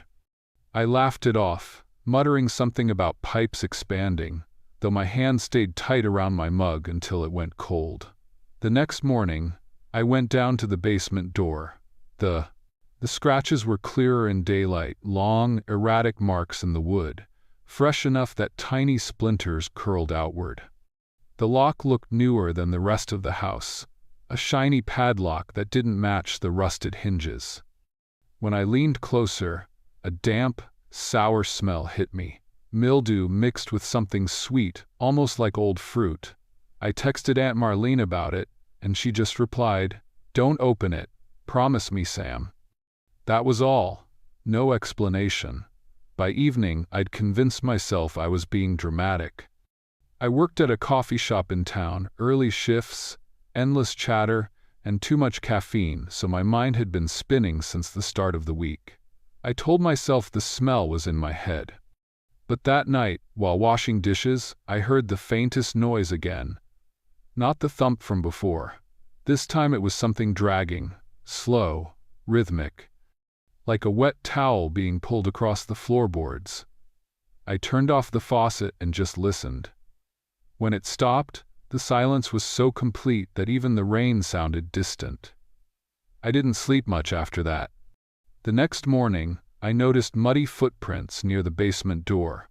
Not cat prints, human ones, barefoot, small, maybe the size of a child's. I called my friend Jake, who lived in town, and asked him to come by after his shift. When he did, he joked about me being jumpy, said every old house in Astoria was haunted by mold, not ghosts. Still, he agreed the smell was bad, and when we both crouched near the door, we heard something faint from inside. Not movement this time, breathing. Slow, uneven. Jake stood up so fast he nearly tripped. "You got a raccoon or something," he said, though his voice wasn't confident. He grabbed a flashlight, said, "We should just check through the small window outside." We stepped into the rain, boots sinking in wet pine needles. The basement window was grimy, the kind of old glass that warped the view. Jake wiped it with his sleeve and shone the light through. "Can't see much," he said. "Just junk and—" He stopped. "Wait, someone's in there." I leaned closer and caught a blur of pale movement, then the light flickered off. When Jake turned it back on, the space was empty again. He swore he saw someone crouched by the wall, but when we went back inside, the noise had stopped. He laughed it off eventually, said it was probably a reflection, then left before dark. By the next day, he'd half convinced himself it hadn't happened. That night, I tried to read but couldn't focus. The smell had gotten worse, and it clung to my clothes no matter what I did. Every few minutes, I thought I heard a whisper under the floor. My name, stretched thin by distance. Sam. I told myself it was the wind. The basement was right under my bedroom, and the boards creaked whenever I shifted. But when I finally drifted off, something woke me at 3:17 a.m. A sharp clang, like metal striking metal. Then soft, deliberate footsteps coming up the stairs from the basement. I sat up, holding my phone like it could protect me. The footsteps stopped just behind the door. The lock rattled once, twice, then silence again. I called out, "Who's there?" No answer. Willow hissed from the corner of the room, her fur rising like static. I stayed awake until sunrise, every shadow stretching too long, every sound making my pulse jump. The next day, I called the police non-emergency line. The officer who came, a young guy named Reese, looked tired and unimpressed. He checked the windows and the basement door, even tugged the lock, then shrugged. "Could have been a raccoon or someone trying to get out of the rain," he said. "You get a lot of transients around here." When I showed him the footprints, he said they could have been mine-tracked from outside. I almost believed him until he mentioned the smell. "Basements like this trap moisture," he added. "You can't scrub that out." But when he left, the smell followed me in. My hair, in my clothes, like the house had marked me.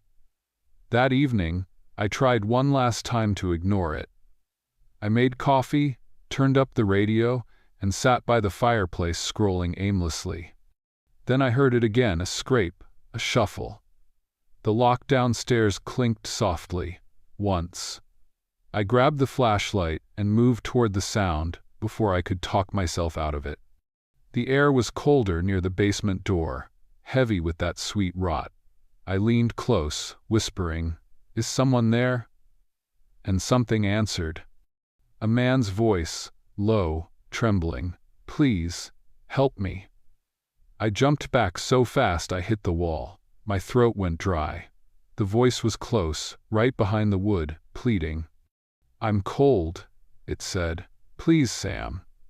Hearing my name broke something inside me. I fumbled for the keys on the counter, nearly dropping them.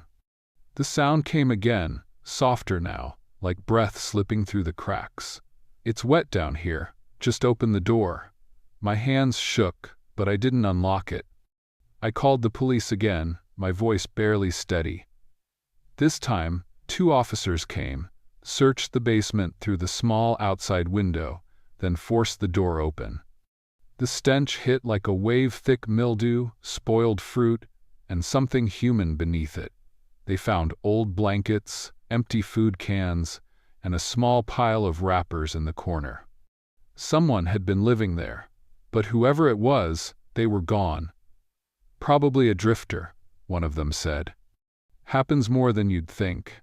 They boarded the door and told me to stay somewhere else for the night. I left the next morning, packed my things, tossed my hoodie in the trash, but the smell never left. Even after washing everything twice, I could still catch it faintly in the seams of my jacket. When I told Jake about the voice, he frowned. "You sure it wasn't like an echo? Maybe you were half asleep." I didn't argue. I knew what I heard. A man's voice, whispering my name through the cracks of that door. It's been years since then, and I still think about that night every October. The sound, the smell, the voice, begging from the dark. The police said whoever lived there was probably long gone, maybe caught in the storm that week. But sometimes, when it rains hard enough, I swear I hear it again, faint, behind the hiss of water against glass. The whisper finds me even now, softer each year, but still there. If you ever stay in an old house and smell mildew that won't wash out even after you've left, don't ignore it. And if you ever hear someone say your name from behind a locked door, no matter how kind or desperate they sound, don't answer. Which story setting scared you the most? Let me know in the comments. Story 11. Back when I was 22, I was working a seasonal job at a ski resort up north. It wasn't glamorous, but it paid well, and I liked the quiet isolation of the mountains during the winter months. Most of my coworkers were around my age, all doing the same thing, working long shifts, crashing in cheap motels, and spending our days off exploring the surrounding areas. That's how I ended up on the road that night. It was late, close to midnight, when I started heading back from visiting a friend in a nearby town. The drive should have taken about an hour, but the snowfall had picked up, slowing me down. The road stretched ahead of me, empty and quiet, the headlights cutting through the thick white flurries. I wasn't too worried. I had a full tank of gas and a thermos of coffee. But then my low tire pressure light flickered on. I muttered a curse under my breath, gripping the wheel a little tighter. The last thing I needed was a flat tire in the middle of nowhere. There hadn't been a single car on the road for the past 30 minutes, and I didn't love the idea of being stranded. That's when I saw it. A gas station, glowing in the distance. It was an older-looking place, the kind that had probably been there for decades, with a single row of pumps and a small convenience store attached. A giant flickering sign stood by the road, covered in snow but still legible. Last stop gas, open 24 hours. I exhaled in relief and pulled in, my tires crunching against the frozen pavement. The place looked deserted. There were no other cars, no people outside, but the lights were on inside the store. Through the large glass windows, I could see the shelves stocked with snacks and drinks, a cash register at the counter. Everything looked normal, except for the fact that there was no cashier. I parked by the pump and hesitated. Something about the silence felt off. I expected to see movement inside, someone behind the counter, maybe a customer, browsing the aisles, but there was nothing. Still, I told myself it was fine. Maybe the clerk was in the back, stocking shelves or taking a break. Maybe I was overthinking things. I stepped out of the car, the cold air biting at my face, and headed inside. The automatic door slid open with a soft beep. The store smelled like old coffee and cleaning supplies. A faint humming sound came from the refrigerators in the back. Everything was exactly as it should be except for the fact that I was alone. "Hello?" I called out. No response. I walked toward the counter, glancing around. The cash register was sitting there, untouched. A small radio was playing softly near the lottery tickets, some old country song, crackling with static. I frowned. If the place was open, someone had to be here. Maybe they were in the restroom. I turned toward the back of the store, where a narrow hallway led to a restroom and a staff-only door. I hesitated, then knocked lightly on the restroom door. No answer. I knocked again, harder this time. Hello? Anyone here? Nothing. A cold unease crept into my stomach. I glanced at the staff-only door. It was slightly ajar, leading into a darkened room. I told myself not to look.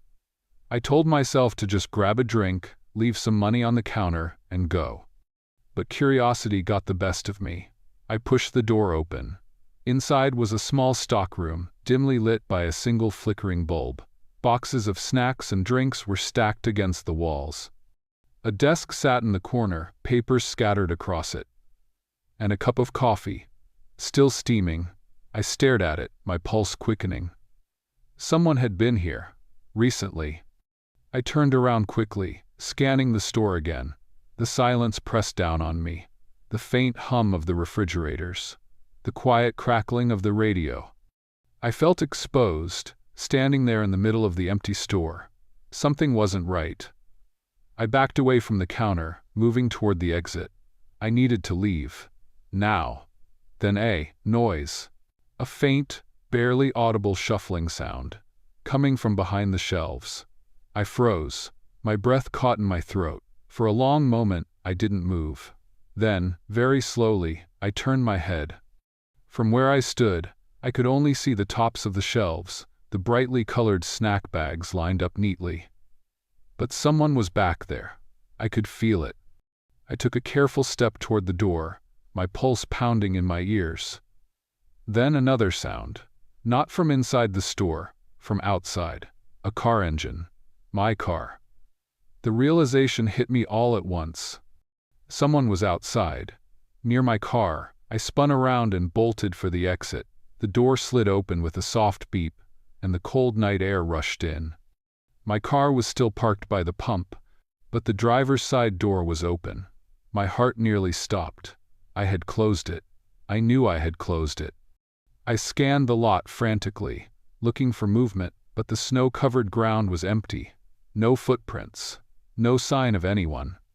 I sprinted toward my car, slamming the door shut behind me and locking it. My hands were shaking as I fumbled for the key, jamming it into the ignition. The engine sputtered for a second before roaring to life. I didn't wait. I threw the car into reverse, my tires screeching against the icy pavement as I sped out of the lot. In the rearview mirror, the gas station lights flickered in the snow, growing smaller and smaller as I tore down the highway. I didn't stop until I was miles away. I never figured out what happened that night. But I do know one thing. Whoever had been in that store, they were watching me the whole time. I didn't stop driving. My hands were tight on the wheel, my eyes darting between the road ahead and the rearview mirror. Snowflakes streaked past my windshield, illuminated by the headlights, but my focus wasn't on the weather anymore. It was on the gas station, disappearing behind me, on the feeling that I had just escaped something I didn't understand. I tried to tell myself I was overreacting. Maybe I had left my car door open without realizing it. Maybe the clerk had stepped out for a smoke break and just hadn't come back inside yet. Maybe the sounds I'd heard were just the building settling, the wind pushing against the walls. But I didn't believe any of it. The steaming coffee cup in the back room, the shuffling sound in the aisles, the driver's door on my car wide open. Something had been there, and I had no intention of going back to figure out what. I drove for another 10 miles before my nerves finally settled enough for me to think clearly. I was still in the middle of nowhere, the road empty in both directions. My phone had no service, but I kept checking anyway, hoping to see even a single bar. Nothing. I took a slow breath and forced myself to calm down. There had to be a town soon, somewhere with people, with lights, with anything that wasn't just an empty road in the middle of the night. I was about to press forward when I noticed something up ahead. Headlights. I sat up straighter, eyes narrowing as the lights approached. It wasn't a car driving toward me, it was parked on the side of the road, hazard lights blinking. Someone was inside. A part of me told me to just keep driving. I wasn't in the mood to deal with anything else strange tonight, but if someone was stranded in this weather, I couldn't just leave them. As I slowed down, I got a better look at the car. It was an older sedan, dark-colored, with a thin layer of snow covering the hood. The driver's side door was slightly ajar, just like mine had been. That uneasy feeling crept back up my spine. I hesitated, foot hovering over the brake. Then, the driver stepped out. A man, mid-40 seconds, bundled up in a heavy coat. He squinted at me through the snow and lifted a hand. I rolled down my window slightly. "You all right?" He took a step closer, his breath coming out in thick white clouds. "I think my car's dead," he said, his voice edged with frustration. "Pulled over for a minute, and now it won't start." I glanced past him, at his car. No movement inside. No passengers. I should help, I thought. That's what a decent person would do. But something about this was wrong. I could feel it deep in my gut. "How long have you been here?" I asked. The man hesitated. "Just for a second. Not long." My fingers tightened on the wheel. "Where were you headed?" He forced a chuckle. "Nowhere, really, just passing through. In the middle of a snowstorm. On a road that barely saw traffic." I glanced at his car again, at the open driver's side door. And then I noticed it. No footprints. The snow was fresh, untouched. If he had gotten out of his car, there should have been tracks leading from his seat to where he stood now. But there was nothing. Every instinct screamed at me to leave. I forced a tight smile. "I'd offer you a ride, but I'm almost out of gas myself. Nearest station's about 10 miles back, though." The man's expression didn't change. He just stared at me for a long moment, his breath fogging in the air. Then, he took another step forward, and another. I didn't wait. I rolled up the window and slammed my foot on the gas. The tires spun for half a second before catching, and then I was speeding down the road, my heart pounding so hard I could feel it in my throat. I glanced in the rearview mirror. The man was still standing there, watching me. And then he turned and walked toward the trees, not back to his car, not toward the gas station, just straight into the woods, disappearing into the darkness. I didn't stop driving. I didn't even slow down. By the time I finally reached a town, I was shaking so badly I could barely hold on to my keys. I pulled into a brightly lit diner, parked in a spot closest to the entrance, and sat there for a minute, catching my breath. I needed to call someone. The police? My boss? I wasn't even sure what I'd done, I would say. Then, as I reached for my phone, I saw it, a thin smear of mud on my passenger seat. Like someone had been sitting there, like someone had been in my car. The nausea hit me, all at once. I scrambled out of the car, sucking in the freezing air. The diner lights cast long shadows on the snow, but I didn't care. I needed to be somewhere with people, with warmth, with noise. I stumbled inside, the bell over the door ringing softly. The waitress glanced up, her eyes widening slightly at the state of me. "You okay?" she asked. I swallowed hard, trying to steady my voice. "Has anyone else come through here tonight? Anyone from that stretch of road?" She frowned. "Not that I've seen. It's been dead all night." I forced a nod and sat down at the nearest booth, my hands still trembling. I never figured out what really happened that night. I don't know who or what was out there. But I do know this: I'll never stop at an empty gas station again, and I'll never drive that road alone. Story 12. This happened last winter, during one of the worst blizzards I've ever experienced. Where I live, winters are brutal, with temperatures dropping well below freezing and snowstorms hitting hard enough to shut everything down. I've been renting a small house on the outskirts of town for almost 2 years now. It's not fancy, just a one-bedroom place with an old heater that barely works, but it's quiet. That's why I like it. I don't mind being alone, and I don't really know my neighbors that well. That night, the wind howled outside like a living thing, rattling my windows as I sat in my living room, half watching television and half scrolling through my phone. The news had been warning about the storm all day, saying it could last through the night and well into the next morning. I had stocked up on supplies earlier, so I wasn't worried. I was planning to stay inside, keep warm, and wait it out. Then, around midnight, I heard it.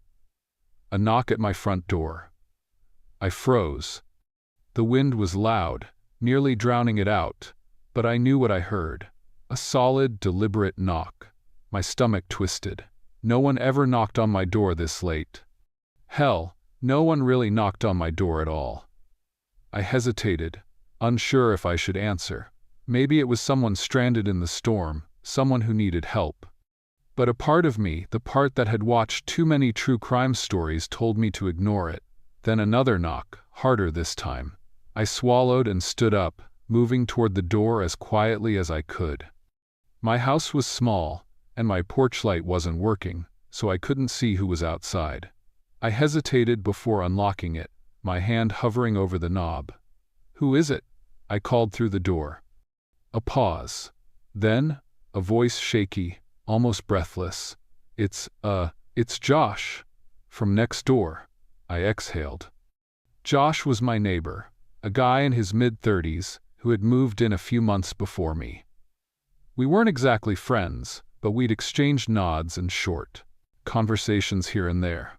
He seemed normal, quiet, kept to himself, like I did. Still, something about the way he spoke felt off. "What's going on?" I asked, not opening the door yet. A beat of silence. Then, I need to come in, please, just for a little while."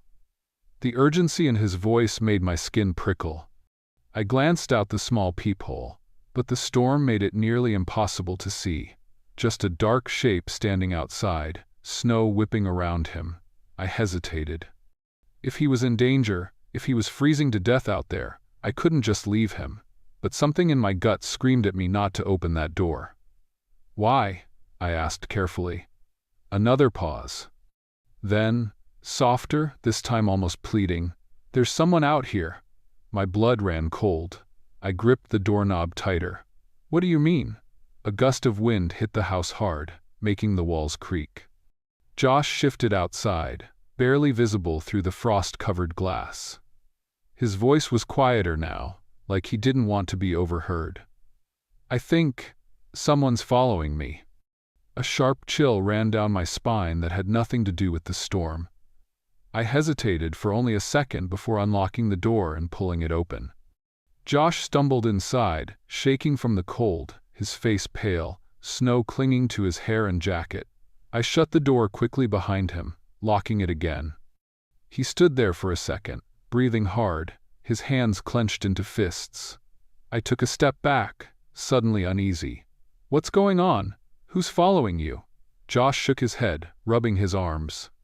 I don't know. I was in my backyard, trying to secure some stuff before the wind got worse. Then I saw someone. Just standing by the fence." I frowned. What did they look like? His jaw tightened. I couldn't see much. Too dark. But they were just standing there, not moving, just watching. I swallowed. My house was only a few feet away from his. If someone had been in his yard, they had probably been close to mine too. "What happened next?" I asked. Josh exhaled shakily. "I went inside, locked up. Thought maybe it was just my imagination, you know? Maybe a tree or something." But then he broke off, his hands trembling slightly. I heard knocking. At my back door. A heavy silence settled between us. Josh looked up at me, his eyes dark and serious. I didn't open it. But I waited, just listening. And then, after a while, the knocking stopped. I felt a shiver crawl up my spine. And then? He swallowed. Then I saw footprints. In the snow. Leading away from my house. Toward yours. The hairs on my arms stood up. I moved to the window, pulling the curtain back just enough to see outside. The snow was falling harder now, making it difficult to make out anything beyond the faint glow of the streetlight. But as I scanned my yard, my stomach clenched. There were footprints. Deep, clear tracks in the fresh snow, leading right up to my house. I let the curtain drop back into place, my heart pounding. "You think they're still out there?" Josh didn't answer. But he didn't have to. The look on his face said enough. I reached for my phone, my fingers unsteady.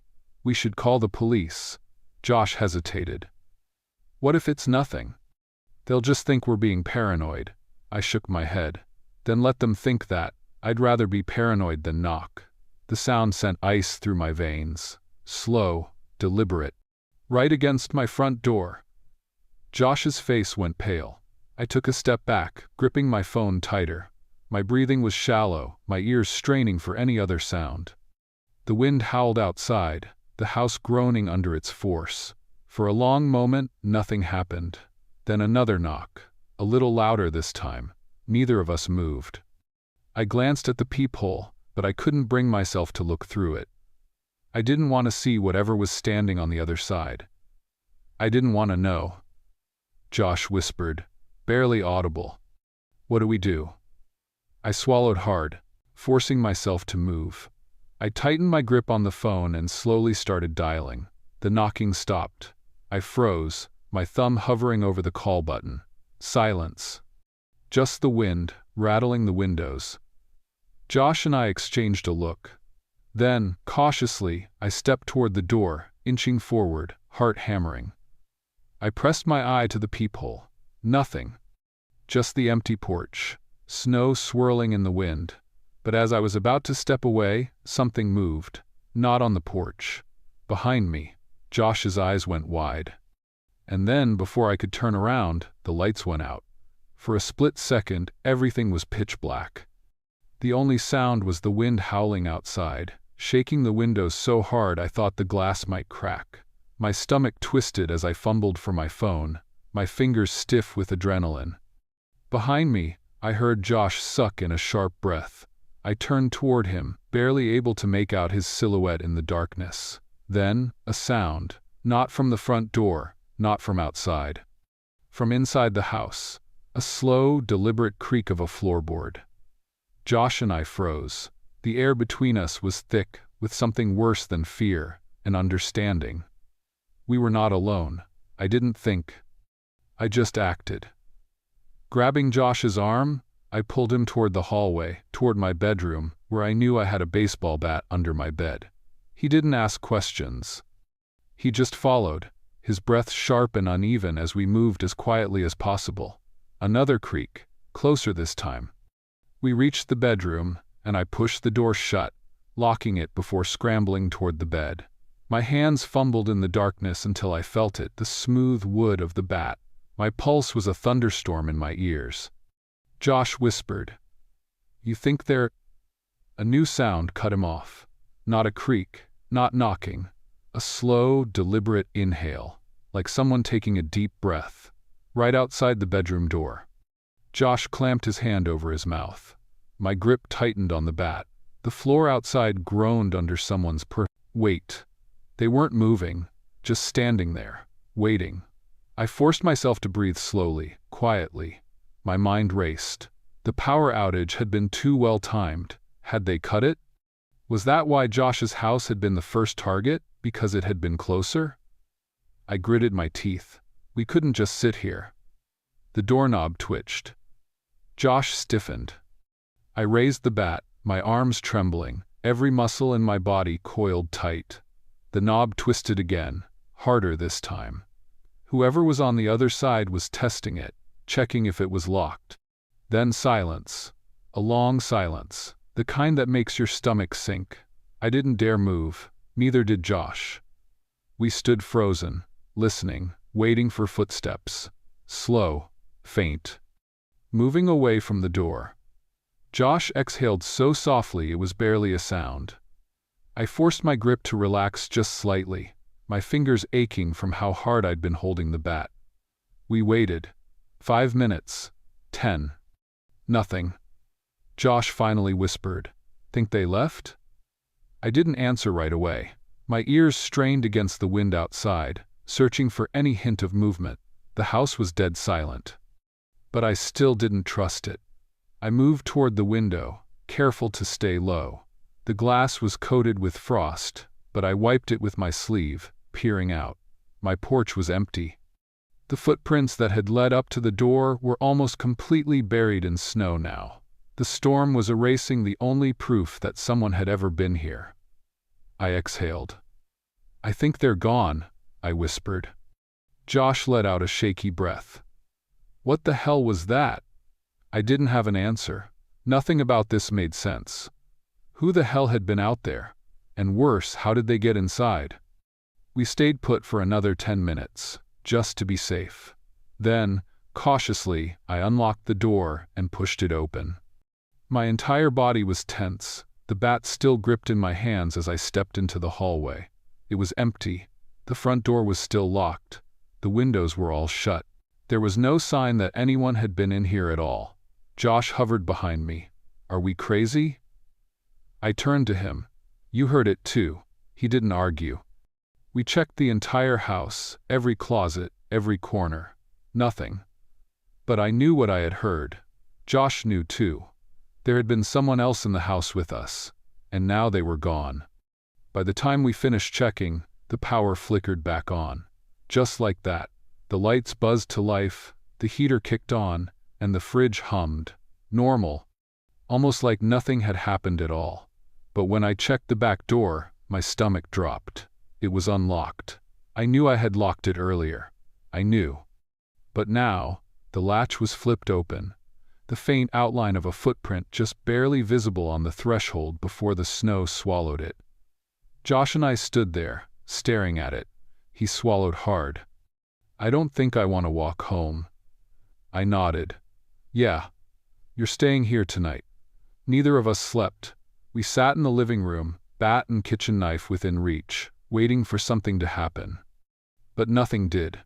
The storm raged outside, burying the world in white, covering the footprints, the evidence, the proof that someone had been there. By morning, the snow had stopped. Josh left after sunrise. We didn't talk much. What was there to say? For the next few days, I barely slept. Every time the house creaked, my stomach twisted. Every time the wind blew against the windows, I flinched. I double-checked every lock, every night, making sure the doors were secure. And then, exactly 3 days later, something happened that made my blood go cold. I went outside to shovel my driveway. The snow was packed thick, and I was focused on my work until I glanced at my front door. My stomach dropped. There, in the snow, footprints. Not mine, not Josh's. They led from the back of the house to the front porch. And then they stopped, right at my door. No other tracks leading away, like whoever had been standing there had just vanished. I stared at them for a long time. Then, without a word, I went inside, locked the door, and slid the deadbolt into place. I don't know who was out there that night. I don't know how they got in, or why they left without doing anything. But I do know one thing. Whoever it was, they knew my house now. And something told me they weren't done watching. Story number 13. I was halfway through my evening delivery run when it started. I'd just dropped off a package at a small estate outside Sterling, and was heading back toward town, following the same route I'd driven hundreds of times before. My van rattled a little, the way it always did over uneven patches of tarmac, and I remember thinking about the next address on my scanner when headlights filled my rearview mirror so suddenly that I flinched. At first, I thought it was just another driver in a hurry. But the lights were too close, practically glued to my bumper, and I hadn't even noticed the vehicle coming up behind me. I eased the van over a little, hoping they'd overtake, but they stayed directly behind me. It was a white van, same shape as mine but slightly larger, and something immediately struck me as odd. I couldn't see a license plate. I squinted in the mirror, leaning forward, thinking maybe the glare of their headlights was hiding it. But no, there was nothing. Just a flat expanse of white metal where the plate should have been. My stomach tightened. I tapped the brakes lightly to signal my unease, but instead of backing off, the van surged closer, almost kissing my bumper. I muttered under my breath, "What the hell do you want?" and pressed the accelerator, trying to put some space between us. They matched me perfectly. Every time I sped up, they sped up. When I slowed, they slowed. I couldn't shake them. For a few miles it was just this strange, tense game of cat and mouse. I thought about pulling over, but the road I was on was flanked by trees and hedges, no safe shoulder, no houses in sight. I told myself, just keep calm, just drive, you'll hit a busier stretch soon. My hands were clammy on the wheel. I tried calling my boss on speaker, but the line didn't connect dead zone. I checked my phone signal bars and cursed when I saw there was nothing. The van behind me flashed its headlights once, not the quick blink of someone trying to overtake, but a long, blinding beam that forced me to look away from the mirror. My heart pounded. I didn't know if they wanted me to stop or if they were trying to scare me. I pressed harder on the accelerator, pushing the delivery van faster than I normally would on that stretch, but no matter how recklessly I took the bends, the white van stuck to me like glue. When I reached a roundabout near a small industrial park, I saw my chance. I jerked the wheel into the second exit at the last second, a move that should have thrown off any tail. But the van swung in after me without hesitation, hugging the curve with impossible precision. I let out a shaky laugh, more disbelief than humor. "This is insane," I whispered.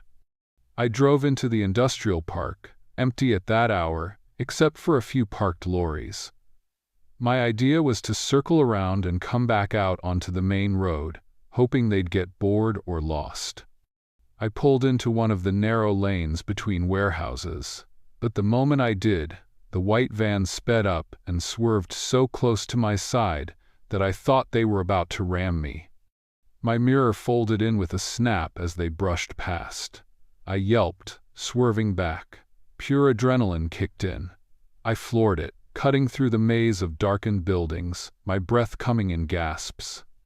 I could hear my own van's engine straining, the gear shift rattling under my palm. Every turn I made, they mirrored it. I could feel my chest tightening with panic, my brain screaming at me to find somewhere, anywhere, safe. Finally, I burst out of the industrial park and onto another road that would eventually connect back to the A9.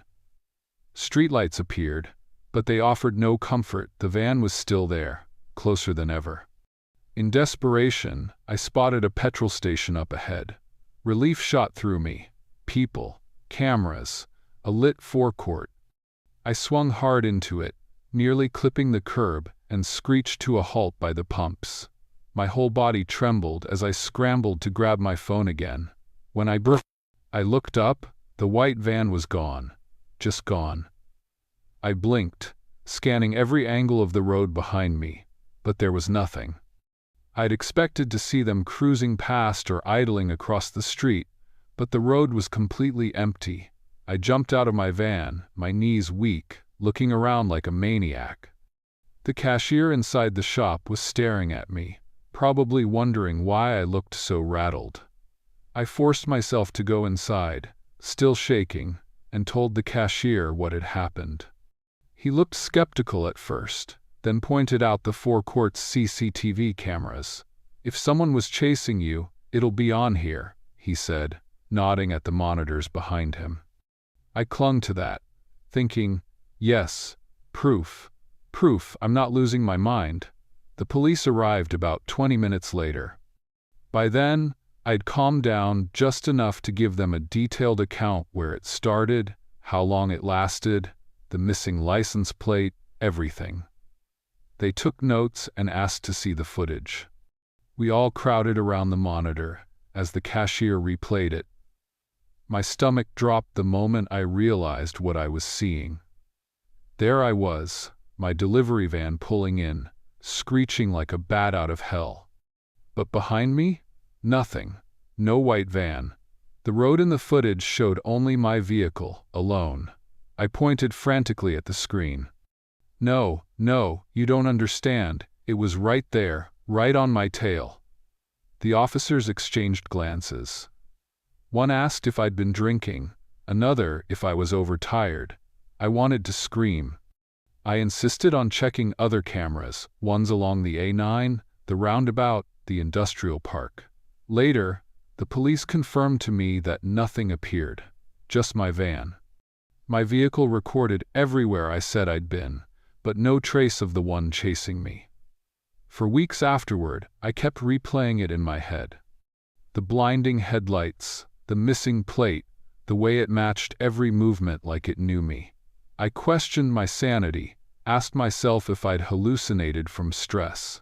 But I know what I felt, the jolt of impact. When they clipped my mirror, the adrenaline burning through my veins, the terror that I was being hunted. You don't imagine that kind of fear. The scariest part came later. A mechanic checked my van for damage to the mirror and pointed out faint scrapes on the side panel, fresh ones, marks that matched exactly where the white van had brushed me. I stared at those scratches until my skin crawled. If no van existed, how did those marks get there? I tried to let it go, to chalk it up to something unexplainable and move on. But deliveries never felt the same again. Every time headlights appeared in my mirror, I stiffened, waiting for that white shape to emerge. Sometimes, late at night, I thought I saw it just for a second, in the distance, but it always faded when I blinked. I kept it mostly to myself after that. When you tell people a van chased you for miles but didn't exist on camera, they don't believe you. They laugh, or they get that look, the one that says they think you've lost it. But I'll never forget the feeling of being hunted, pinned to the road with nowhere to go. And those scratches on my van, they were real. I still see them in my mind, proof that whatever followed me that night wasn't just in my head. Whatever it was, it found me on the road and decided to play with me. And that's the part that keeps me awake sometimes. Not knowing if it's finished, not knowing if one night, when I glance in the mirror, those headlights will be there again, waiting for me. Story number 14. We were halfway between Gras and our hotel when I first noticed the red glow flickering up ahead on the highway. My wife was dozing in the passenger seat, our 2 kids in the back, and for a moment I thought it was just taillights bending around the curve. But as I drew closer, I realized it was something else. Flares. 2 of them, hissing low on the asphalt and spilling red smoke into the road. My foot eased onto the brake before I even thought about it. Every instinct in me said slow down, but at the same time, a different voice in my head whispered that something was wrong. I nudged my wife awake. "Clara," I said quietly, "look." She rubbed her eyes and straightened in the seat, staring ahead. "Why would someone leave flares here?" she muttered. The kids stirred too, my daughter pressing her face to the window. The whole road seemed deserted, but the glow of the flares pulsed like a warning heartbeat. I slowed to nearly a stop, unsure if we should drive past or turn around. That's when I heard a rustle, faint but unmistakable, from the tree line just beyond the shoulder. The sound of twigs breaking carried in the stillness. I tightened my grip on the wheel and felt my chest tighten. My wife's hand slid onto my arm. "Keep driving," she said under her breath. "Don't stop." But as I crept forward, one of the flares rolled slightly, as though nudged. It left a streak of sparks across the asphalt and settled sideways, still burning. My brain scrambled for logic. Maybe there'd been an accident, maybe someone needed help. But there were no broken cars, no hazard lights, nothing except the burning sticks and the uneasy silence around them. I rolled down my window a little and called out, "Hello? Ist jemand da?" My voice felt too loud, like it didn't belong in the night. No answer. That was when I saw movement. 2 figures stepped out from the trees on the right, both dressed in dark clothes with something covering their faces. My heart lurched into my throat. One of them raised his arm as if to wave me down. It wasn't a friendly wave. It was sharp, deliberate. My foot hovered over the accelerator, torn between flooring it and freezing. Before I could decide, another shape emerged from the left side of the road, then another. They moved with purpose, not hesitation, as though they'd been waiting. I realized they weren't rescuers, they were hunters, and we were the prey. My wife gasped and twisted in her seat, reaching back to the kids. "Stay down," she told them firmly. My daughter whimpered. I knew that sound. It meant she was seconds from crying. My son, only 6, pressed against his booster seat and whispered, "Papa?" His small voice cracked me open, and in that instant, fear burned into something harder. Fury. The men started toward us. I hit the gas, swerving around the flares, but one of them lunged, trying to grab at the passenger door. The screech of his glove against the metal rang in my ear. The car jolted forward, and for a second I thought we were clear, but more figures burst from the trees ahead, maybe 4 or 5, spreading out across the road like a net. They carried nothing visible, but their presence alone was enough to paralyze me. My wife shouted, "Go through them." I hesitated. If one of them had a weapon, if I plowed into them, what then? But pausing was the worst mistake. They started to rush us. The car slowed as my foot faltered, torn between self-preservation and the horror of running someone down. That hesitation gave them courage. One slammed his hands onto the hood, another circled toward the back. Clara was screaming now, pulling the kids low into their seats. And then, salvation came from the most unlikely place. My son, in his panic, had balled his fists and smacked the car horn. The blast cut through the night like an explosion, raw and mechanical, startling even me. The figures froze. For the first time, I saw uncertainty ripple through them. The horn blared again. My son wouldn't let go, his small body pressed against the steering wheel. The sound echoed across the forest, loud enough to carry for miles. Whoever these men were, they clearly didn't want attention. They hesitated, then retreated a step. The one on the hood dropped back, disappearing into the shadows. Another cursed, a muffled sound behind his mask, and waved for the others. One by one, they melted into the trees. Just like that, the highway cleared, leaving only the burning flares sputtering on the asphalt. My chest heaved as if I'd run miles. I slammed the gas and tore past the last flare, tires spitting sparks as we crossed it. My wife sobbed quietly, clutching both kids, as if she could fold them into her arms forever. I kept checking the rearview mirror, expecting them to follow, but nothing came.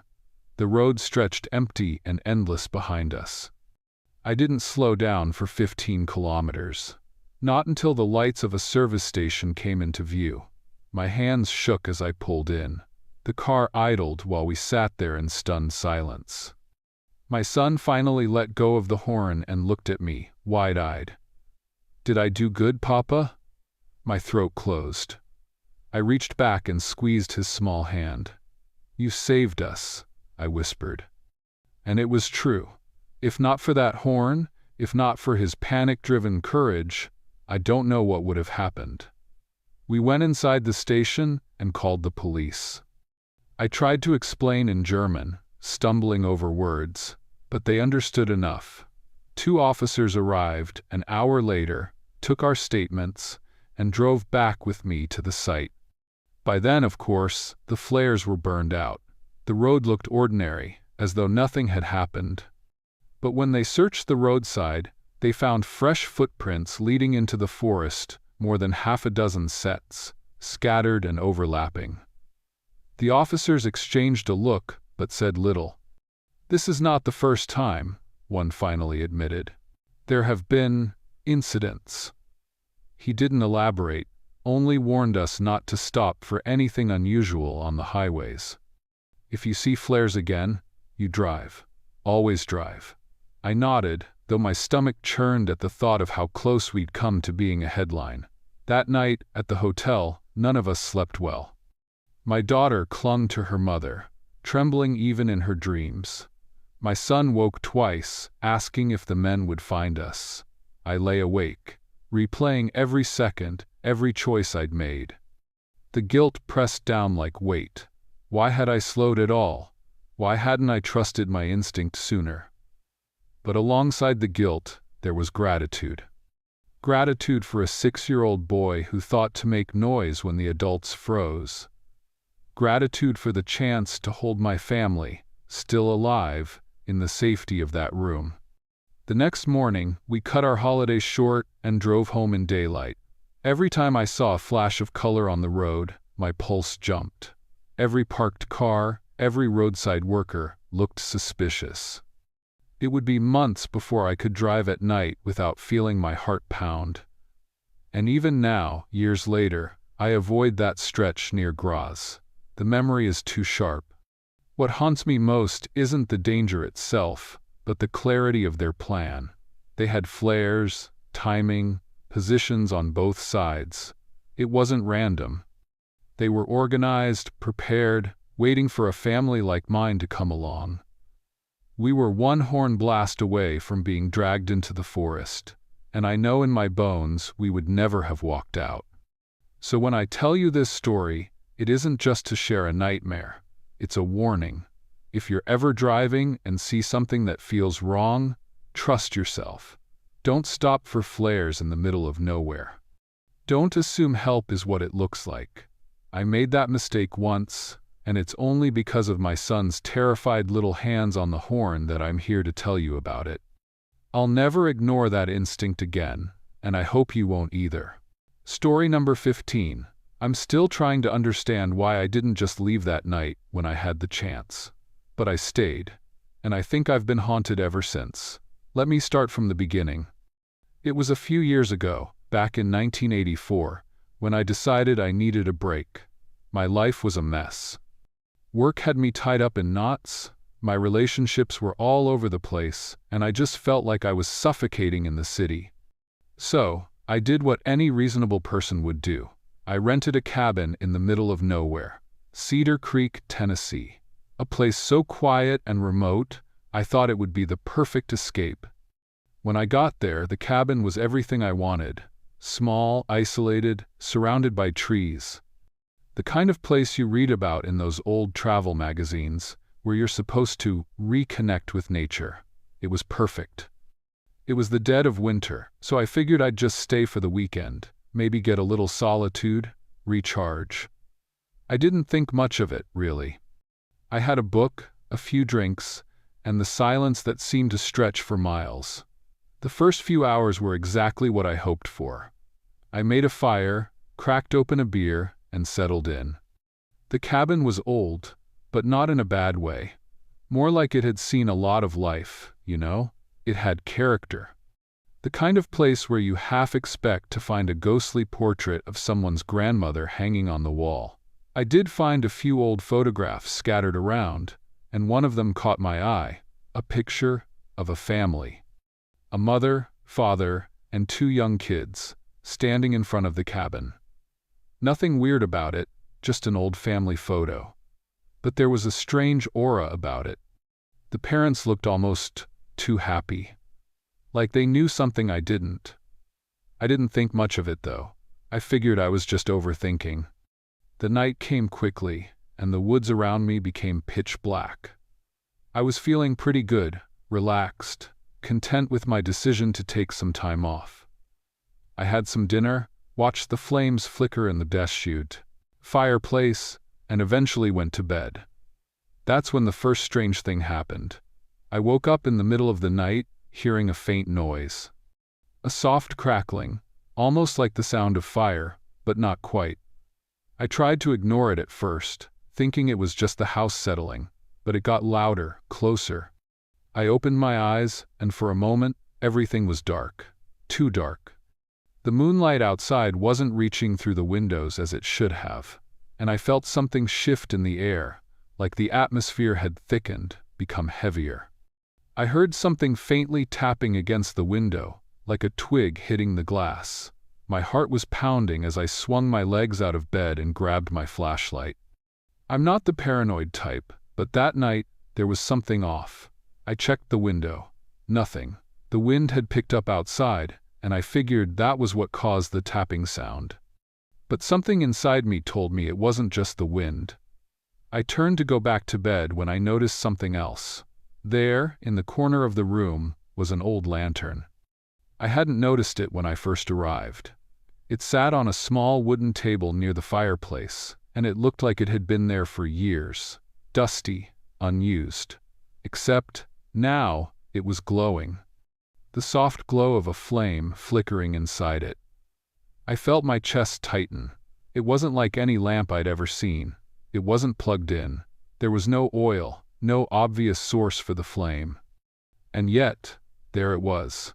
I couldn't explain it. I reached out, trembling, and grabbed it. It felt cold to the touch, yet the flame inside flickered with a strange intensity. I couldn't pull my eyes away from it. The light seemed almost alive, somehow. Then, the feeling of being watched hit me like a punch to the gut. I turned quickly, scanning the room, but there was nothing. Still, I couldn't shake the feeling that I wasn't alone. The next morning, I tried to put it all out of my mind. I told myself it was just an old lantern, the kind which you find in cabins like this. Maybe the gas inside had been ignited by a draft or something, but something gnawed at me all day. When I went into town to get supplies, I overheard a conversation at the local diner that made my blood run cold. One of the locals, a weathered old man with deep wrinkles etched into his face, was talking to the waitress. He said something about the lantern of Cedar Creek and how it had been there for years, ever since the Miller family disappeared. I couldn't help but listen in, and when I did, my stomach dropped. The Millers were the family from the picture I had found. According to the old man, they had vanished without a trace. No one knew what happened to them, but it was rumored that they'd been cursed by the land, and the lantern was said to be their only link to the afterlife. I asked the waitress about it, but she quickly changed the subject. It wasn't until I got back to the cabin that I realized what I had stumbled into. That lantern wasn't just some antique. It was the key to something dark and terrible. The next night, I decided I needed to know more. I couldn't shake the feeling that there was something I wasn't seeing, something hidden just beneath the surface. I spent hours searching through the cabin, going through every drawer, every closet, every nook and cranny. That's when I found the journal. It was tucked away in a locked drawer in the old wooden desk in the corner of the living room. The pages were yellowed with age, and the handwriting was faint, but I could make out enough to know that it had been written by the father of the Miller family. It described their daily life, ordinary things at first, but then the entries started to get darker. There were mentions of strange noises at night, shadows in the trees, and a feeling of being watched. The last few pages were nothing but frantic scribbles about how the family had been marked by something ancient, something that lived in the land itself. I read about the day they had gone missing. The father described seeing a glowing light in the distance, something that drew them toward the woods. They followed it, believing it would lead them to something extraordinary, something that would change their lives forever, but they were wrong. The last entry was a warning. If you see the light, don't follow it, it will take you too. I could feel my breath quicken as I realized what had happened. The lantern, the light, it wasn't just some random phenomenon. It was a lure, a trap, and it was pulling me in. I sat there for hours, turning the journal over and over in my hands, trying to understand what to do. But the more I read, the more I realized that I couldn't escape it. The lantern had already found me, just like it had found the Millers. It was calling me.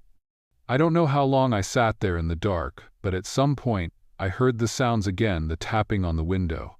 It wasn't the wind, it was something else, something moving outside. I grabbed the lantern, which was glowing brighter than ever, and I headed toward the door. When I opened it, the cold night air hit me like a slap. I looked into the woods, my heart hammering in my chest, and I saw it, a figure, standing just beyond the tree line, its form barely visible in the moonlight. It was tall, thin, and it moved slowly toward me. I tried to move, but my legs wouldn't cooperate. The lantern's flame flickered as if it were alive, as if it was feeding off my fear. And then, just as suddenly as it appeared, the figure vanished into the trees. The light in the lantern died, leaving me standing in the dark, trembling. I didn't wait another minute. I grabbed my things, locked up the cabin, and drove back to town as fast as I could. I don't think I've ever driven so quickly in my life. Since that night, I've never been able to forget what happened. I know it sounds crazy, but I feel like that lantern is still out there, calling to me. Sometimes, I still hear the tapping on my windows at night. Other times, I see flashes of light out of the corner of my eye, just before I fall asleep. I'm not sure what happened to the Millers, or why that lantern was there, but I know one thing for sure. Whatever it wasn't just some local legend. It was real. And it's still out there, waiting. Story number 16. I was balancing 2 paper bags in my arms when I checked the slip again. The handwriting was hurried but clear. Apartment 4B, Varga Street, 18, Debrecen. I had delivered in that neighborhood plenty of times. A cluster of mid-rise buildings from the 1972nd, all concrete, all nearly identical, but each had a distinct smell and rhythm if you knew them well. I parked my scooter by the entrance, set the bags on the step, and buzzed the panel. 4 floors, A through D. I pressed 4, B. Nothing.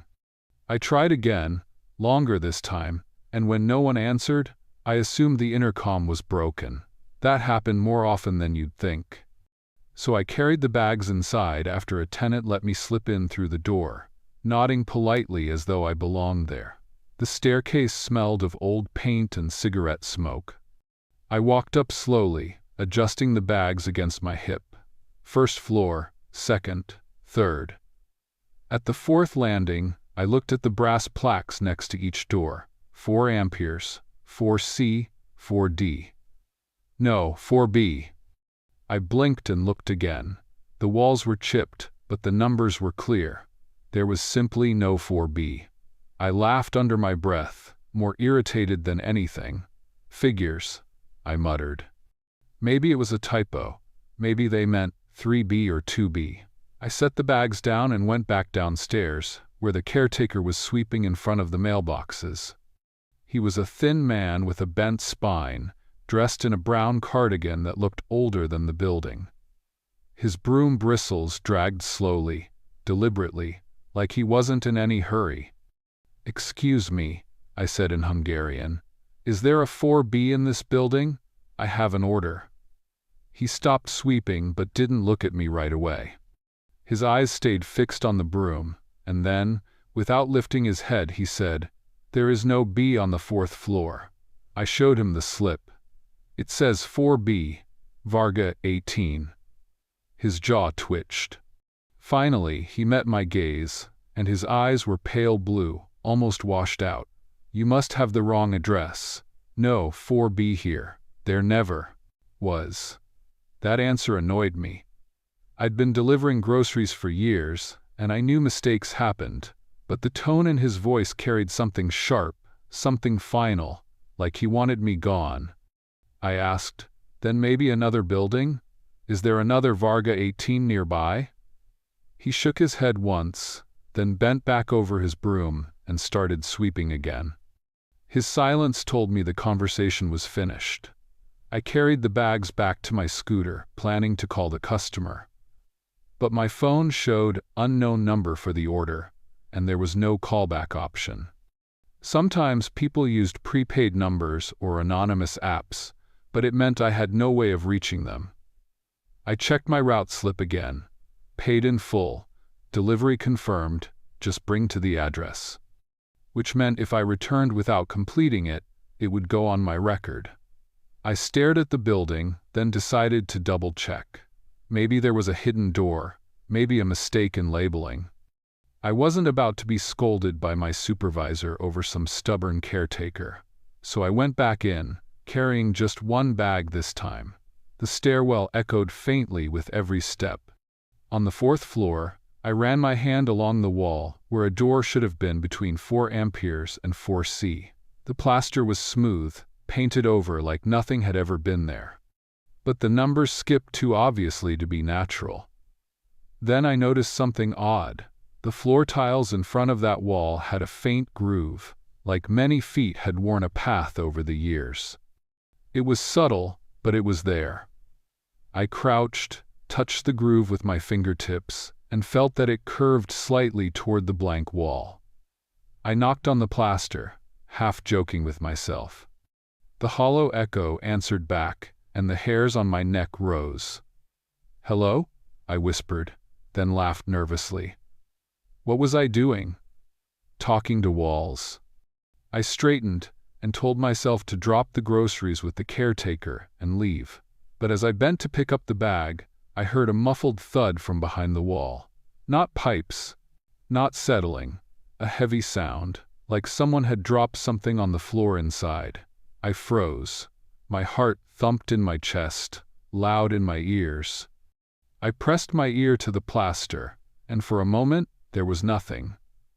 Then a faint shuffle, the unmistakable drag of movement. "Someone was in there," I whispered again. "Hello? Your groceries?" My voice cracked. Silence followed, and then a single knock from the other side, directly where my hand rested. I yanked it back, almost dropping the bag. My breath went shallow. Logic told me to leave, but curiosity, that dangerous streak, rooted me there. I raised my knuckles and knocked once. The response came instantly. 2 knocks. My throat dried. I wanted to run down the stairs, get on my scooter, and forget this address ever existed, but my feet betrayed me. I leaned closer, whispering through the plaster. "Do you live here?" A pause, then the faintest whisper back, muffled but distinct. "Help." My knees weakened. I clutched the bag tighter. My first thought was that someone was trapped. Maybe the caretaker was lying, maybe an old apartment had been sealed off illegally. People got forgotten in this city, especially the elderly, the poor. I had to at least try to help. I went back downstairs and confronted the caretaker again. "There is someone in there," I said, my voice sharper than I intended. "Behind that wall." I heard them. He didn't even look up this time. "No one lives there. Leave the building." I stepped closer, lowering my voice. I heard them ask for help. The broom stopped. His shoulders stiffened. Slowly, he turned to me, and his eyes weren't pale anymore. They were hard, like glass catching light. "You should not listen," he said flatly. "You deliver. You leave." Every instinct screamed at me to obey. But when I went outside, the sight of my scooter waiting faithfully on the curb felt like an anchor. If I left, I would think about that whisper forever. So instead of driving off, I hid around the side of the building, waiting until the caretaker went back inside. When I saw the broom propped against the wall and the lobby empty, I slipped back up to the 4th floor. This time, I pressed my palms flat against the plaster and pushed. To my shock, it gave slightly, like a thin panel. I pressed harder, and a section of wall shifted inward with a faint creak. The outline of a narrow door revealed itself, blending perfectly into the wall's paint. My chest tightened. I set the grocery bag down, gripped the hidden handle I found at the edge, and pulled. The door groaned open, releasing a stale, suffocating smell. Darkness yawned beyond. I hesitated, whispering, "Hello?" A faint rustle answered me, followed by that same weak voice. "Here."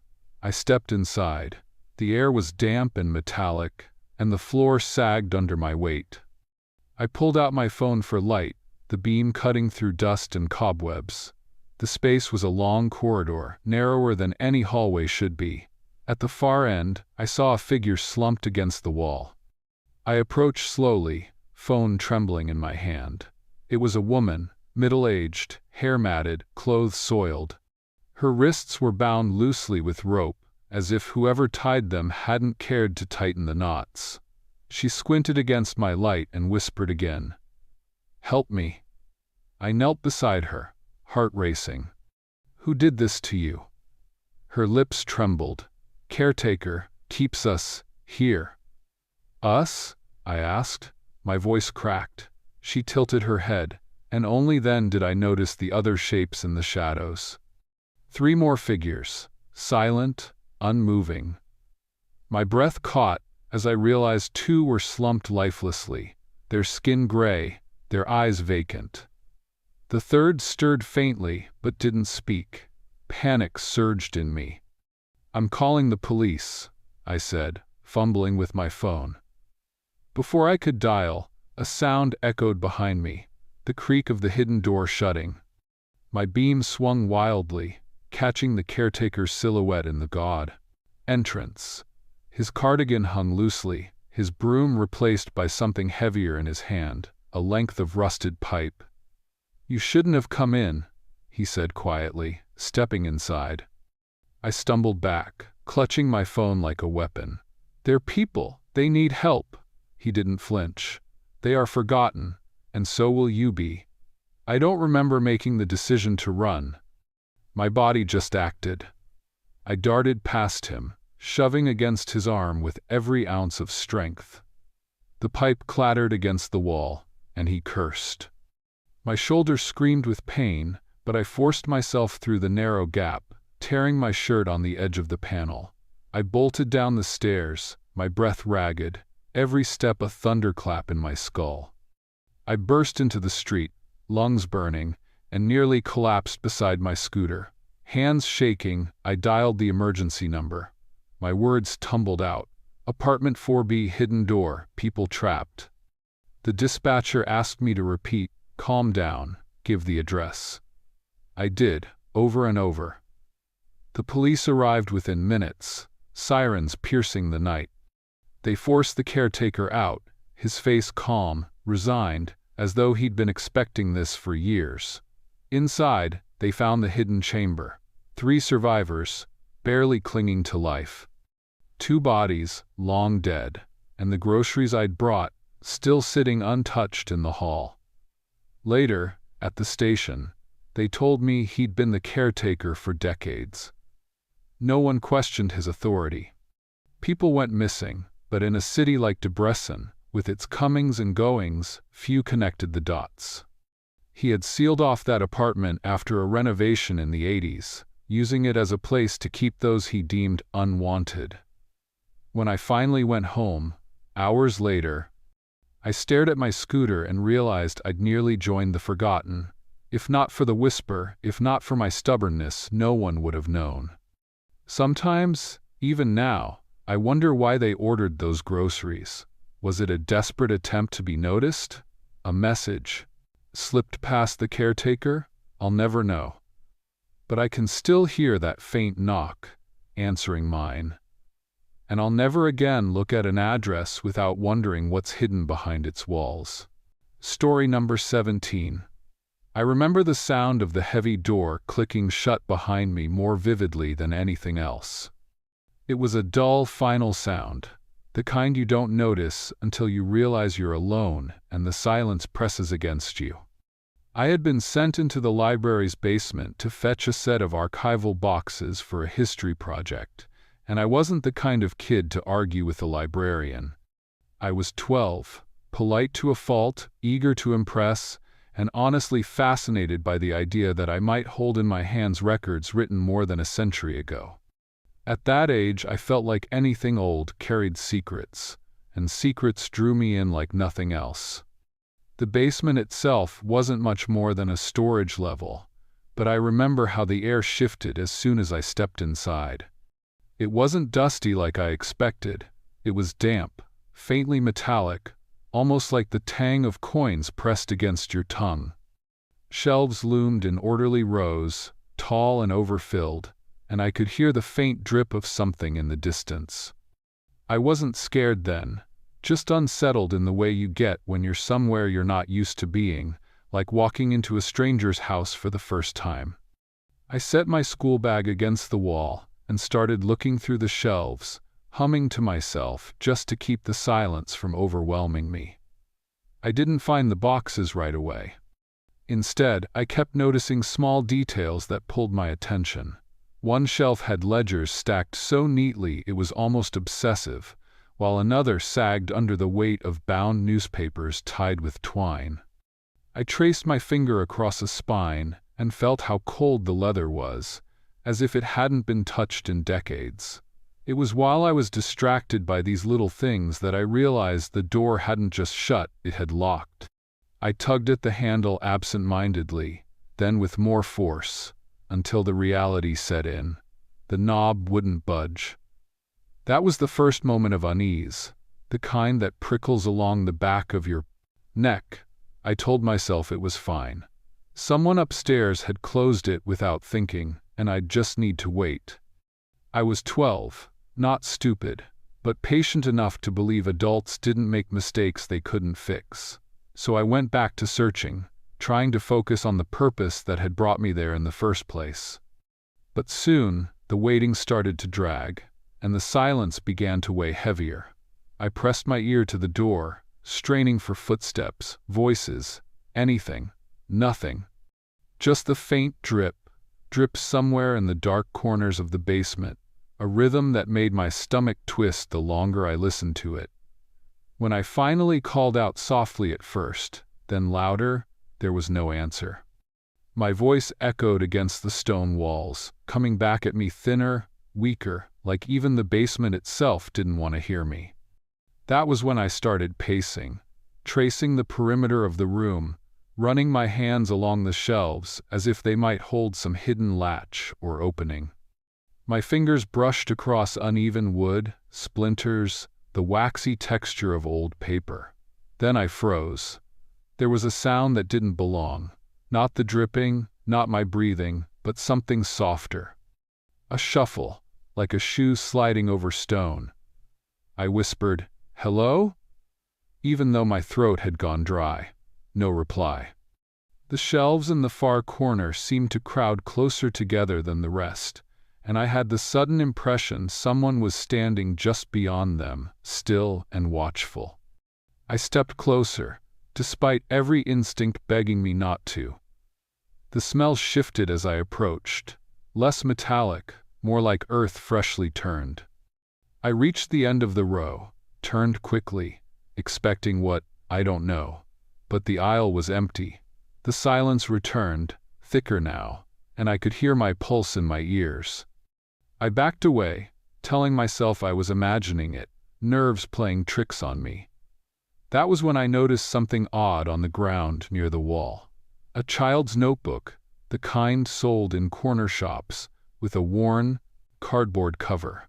It didn't belong down here, among ledgers and bound volumes. I crouched to pick it up, and as I flipped it open, my breath caught. The pages were filled with handwriting that wasn't neat or adult, but quick, childish, almost frantic. And on the first page, scrawled large, was a name I recognized. It was my own. My full name, written again and again across the sheet like lines of punishment. My stomach lurched, and I dropped the notebook as if it had burned me. I wanted to scream for help, but I didn't. Something in me knew I shouldn't draw attention. My eyes darted across the room, searching for cameras, for proof that someone was playing a cruel joke. Nothing, just the endless shelves. I pressed my back to the wall, suddenly aware of how small I was, how little anyone upstairs probably remembered I was even down here. Minutes stretched into something longer, impossible to track. My hands shook as I fished my watch out of my pocket, but the second hand wasn't moving. It had frozen at the moment I'd entered the basement. I shoved it back, heart pounding so loud I thought I might faint. I needed out. Logic told me the door was the only way, but when I returned to it, the knob rattled once, as if someone was on the other side. I gasped with relief. "I'm in here," I shouted, pressing against the wood. The rattling stopped. No voice answered. Instead, slowly, the knob turned back, locking itself tighter with a heavy click. I slammed my fist against the door, crying now, tears streaking down my face without me realizing it. I begged for someone to hear me, for anyone to open it, but all I got in response was silence. At some point, I must have sat down on the cold floor, because I remember the ache in my legs. I hugged my knees, trying to steady my breathing, when the shuffling came again, closer this time, deliberate. I stared at the end of the nearest aisle, bracing myself. And then, without warning, a boy stepped into view. He couldn't have been older than me, pale-faced, hair damp like he'd just come in from rain. He didn't look surprised to see me. He looked like he'd been waiting. "You're not supposed to be here," he said, voice barely above a whisper. My mouth opened, but nothing came out. His eyes flicked to the notebook on the floor. "It's yours now," he added. I didn't understand, but I couldn't move. He took one step closer, then another, and something in me broke. I lunged for the notebook, clutching it to my chest, as though it might shield me. The boy stopped, tilted his head, and for the first time I noticed his clothes weren't right. They looked old-fashioned, too neat for a kid exploring a library, like something out of a faded photograph. He didn't come closer. He just smiled faintly, a sad, tired smile, and said, "Don't leave it behind." Then, as suddenly as he had appeared, he stepped back into the aisle and was gone. I didn't chase him. I couldn't. I pressed myself against the door again, sobbing now, and that was when I heard the muffled sound of keys, the scrape of metal. The lock clicked, the door swung open, and the librarian stood there, her expression shifting from confusion to alarm as she saw me crumpled on the floor. She asked if I was hurt, what had happened, why the door was locked. I couldn't answer. I just clung to the notebook until she pried it gently from my hands. She frowned when she saw the cover, flipped through it, and froze. Her eyes flicked to me, wide, then she snapped it shut and said nothing. The basement was sealed off after that day. I know because when I tried to return weeks later, there was a heavy chain and a "Do Not Enter" sign across the door. The librarian avoided my eyes whenever I came in after that, and when I asked about the notebook, she told me it had been misplaced, but I know she was lying. I know she kept it hidden. Because weeks later, tucked inside one of the books I borrowed, I found a single torn page. My name, written over and over again in handwriting that wasn't mine. And I swear to you, I still hear the drip, drip in the back of my head whenever I walk past that library. I never went back down there, but the feeling hasn't left me. The boy's words echo even now. "It's yours now." And sometimes, when I can't sleep, I wonder if one day the door will shut again, and this time it'll be my turn not to come back. Story number 18. I had never planned to take the last ferry that night, but I missed the earlier one after staying too long at a meeting with other activists. Barranquilla can be unforgiving when you move through it as someone like me, someone who doesn't fit neatly into the boxes people want to place you in. That night I was exhausted but proud, carrying with me the words from a small group of trans youth I'd met earlier who said my work gave them courage. My body ached, but my spirit felt light as I walked toward the ferry dock, clutching my bag close to my chest. I thought of getting home, maybe drinking something warm, and collapsing into bed. I didn't know I was about to step into the kind of night that would never leave me. The dock was quieter than usual, only a few people waiting at the side, some with motorbikes, others with plastic bags of groceries dangling from their arms. I noticed right away that the operator wasn't his usual talkative self. Normally, they joke, they flirt with women, they chat about football. This one just stared at me a moment too long before tearing his gaze away, as if acknowledging me would put a stain on him. I felt that old pinch in my stomach, recognition, dismissal, disgust all layered in a glance. I forced myself to stand tall, but inside, a familiar worry crept in. What if he decided tonight was the night to make me feel small? When the ferry finally loaded, I stayed close to a mother with a child in her arms. The boy kept glancing at me curiously, no malice in his eyes, just the innocent kind of curiosity that I used to wish adults had kept. We shuffled onto the flat deck, the river already murmuring darkly beneath us. The engine sputtered, and the ferry began its slow crawl to the other side. The night was heavy, only broken by the sound of water churning against the hull and the occasional cough from a passenger. I tried to relax, telling myself this ride would be like all the others, just 10 minutes and done. But then I noticed the whispers. At first it was two men near the railing, one leaning close to the other, his eyes flicking in my direction. Then it spread, little snickers, low voices, one word sliding clear enough for me to hear, maricón. The word clung to me, sour and sharp, as if it carried weight more than sound. I pretended not to hear, focusing on the mother's baby as he yawned, but the whispers crawled up my back, making the hairs rise.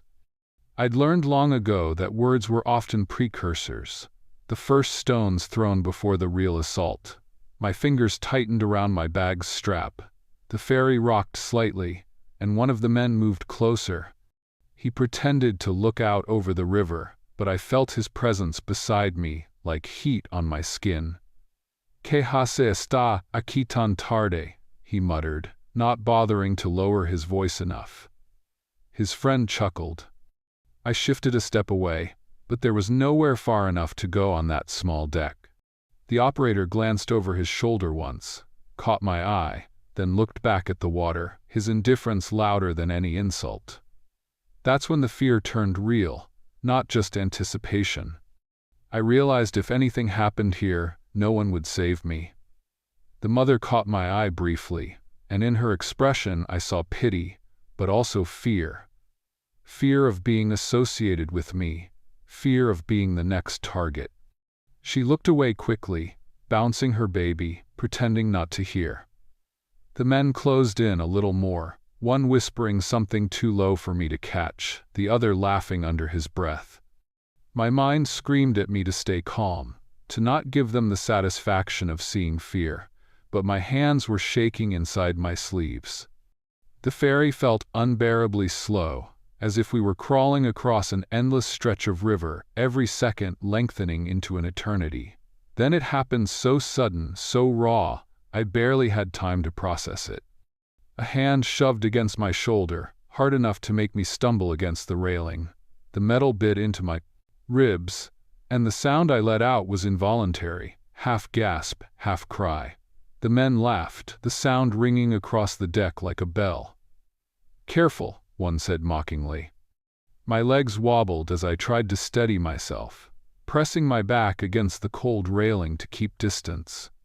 I wanted to yell, to call out for help, but I saw the operator's rigid back and the mother's downcast eyes, and I knew I was alone. The whispers became bolder, louder, mixed with ugly laughter and words spat like stones. One of them grabbed my bag and yanked, trying to pull it free. I held on desperately, the strap digging into my shoulder, my whole body twisting to keep possession of the one thing I still had control over. In the struggle, I screamed a raw, tearing sound that shocked even me. It sliced into the night air, startling the baby, making him wail. For a moment, everything froze. The ferry, the passengers, the air itself. I thought maybe that scream would break through, would summon some decency in someone. Instead, the hand shoved me again, harder, and my body lurched against the railing so violently I thought it would give. My scream turned to a sob as the water below seemed to rise toward me. Someone shouted not at them, at me, telling me to calm down, to stop making a scene. My eyes burned as I tried to plead, to explain, but no words came out right. The men laughed again, and one hissed, "Así se aprende." That's when I knew, with sick clarity, that this was no random cruelty. This was a lesson, punishment for existing. I don't know how I kept my grip on the railing, but I did, my knuckles aching, my arms screaming with effort. They pushed once more, and I felt my balance slip entirely. The water below roared in my ears, cold and absolute. My body went over the side, my fingers barely clinging to the edge of the deck. The screams that tore from me then weren't controlled, they were animal, desperate, primal. The passengers gasped, voices rising in confusion. I saw the mother cover her child's eyes. The operator shouted something, but his words were lost in the chaos. As my grip slipped, one last thought cut through the terror. I cannot let them erase me. I hauled my body upward with everything left inside me, dragging myself halfway back onto the deck.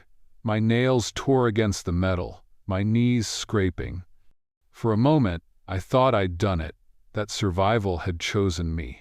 But then another hand came down, pressing against my chest, shoving with brutal finality. My body tipped backward, gravity claiming me, and the river swallowed me whole. The shock of the water was unbearable, an icy slap that drove air from my lungs.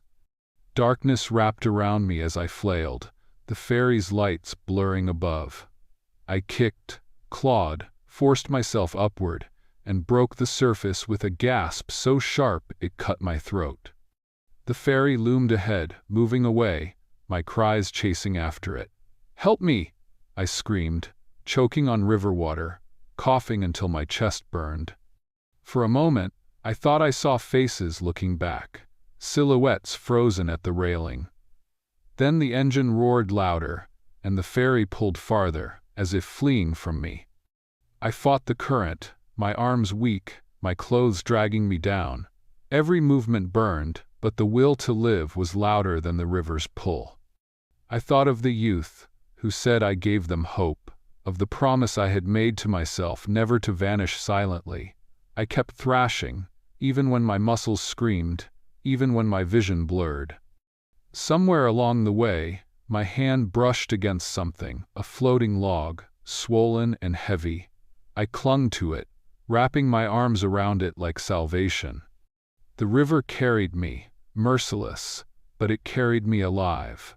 Hours later, or maybe minutes, I can't be sure, I washed against the muddy bank, my body trembling, lungs raw from screaming and swallowing water. I crawled onto the earth, collapsing with the log still under my arms. My whole body shook, but the relief of solid ground was almost enough to drown the terror. Almost. When I staggered toward the nearest road and flagged down a motorbike, the driver looked at me as if I were already dead. He asked no questions, only sped toward the city. At the police station, I tried to explain. I told them about the men, the ferry, the operator who looked away, the way I'd been shoved. The officer nodded, wrote things down, then asked me calmly if I was sure I hadn't just slipped. My body trembled with rage as much as fear. I showed him the bruises on my chest, the cuts on my hands, the marks where fingers had pressed me down. He shrugged. "No witnesses," he said flatly. "The operator says you never boarded." The words landed like a final blow. They were erasing me, just as I had feared. I stumbled out of the station, feeling both invisible and unbearably exposed. My clothes still clung damply to my skin, my bag gone, my dignity battered. Yet I was alive, and in that survival, I carried something undeniable. They could erase the paperwork, dismiss my story, laugh at the marks on my skin, but they could not erase the sound of my scream that night, the sound that split the river wide open. I knew others had heard it, even if they'd turned away. That scream lived inside me now, not as a wound but as a weapon. I tell you this because I need you to know what happened wasn't a ghost story, wasn't an accident, wasn't some vague tragedy. It was deliberate, cruel, and human. The river nearly kept me, but it didn't. I walked away. And as long as I speak it, as long as I refuse their silence, they cannot make me disappear. This is my truth. This is what I survived. And it will live in my voice until the last person finally listens. Hey everyone, thanks for listening. If you stuck around until the end, don't forget to hit that like button, subscribe, and click the notification bell so you never miss a new episode. As always, I'm looking for more story ideas, so drop a comment below with any themes or experiences you'd like to hear next. Stay safe out there, and until next time, keep your eyes open.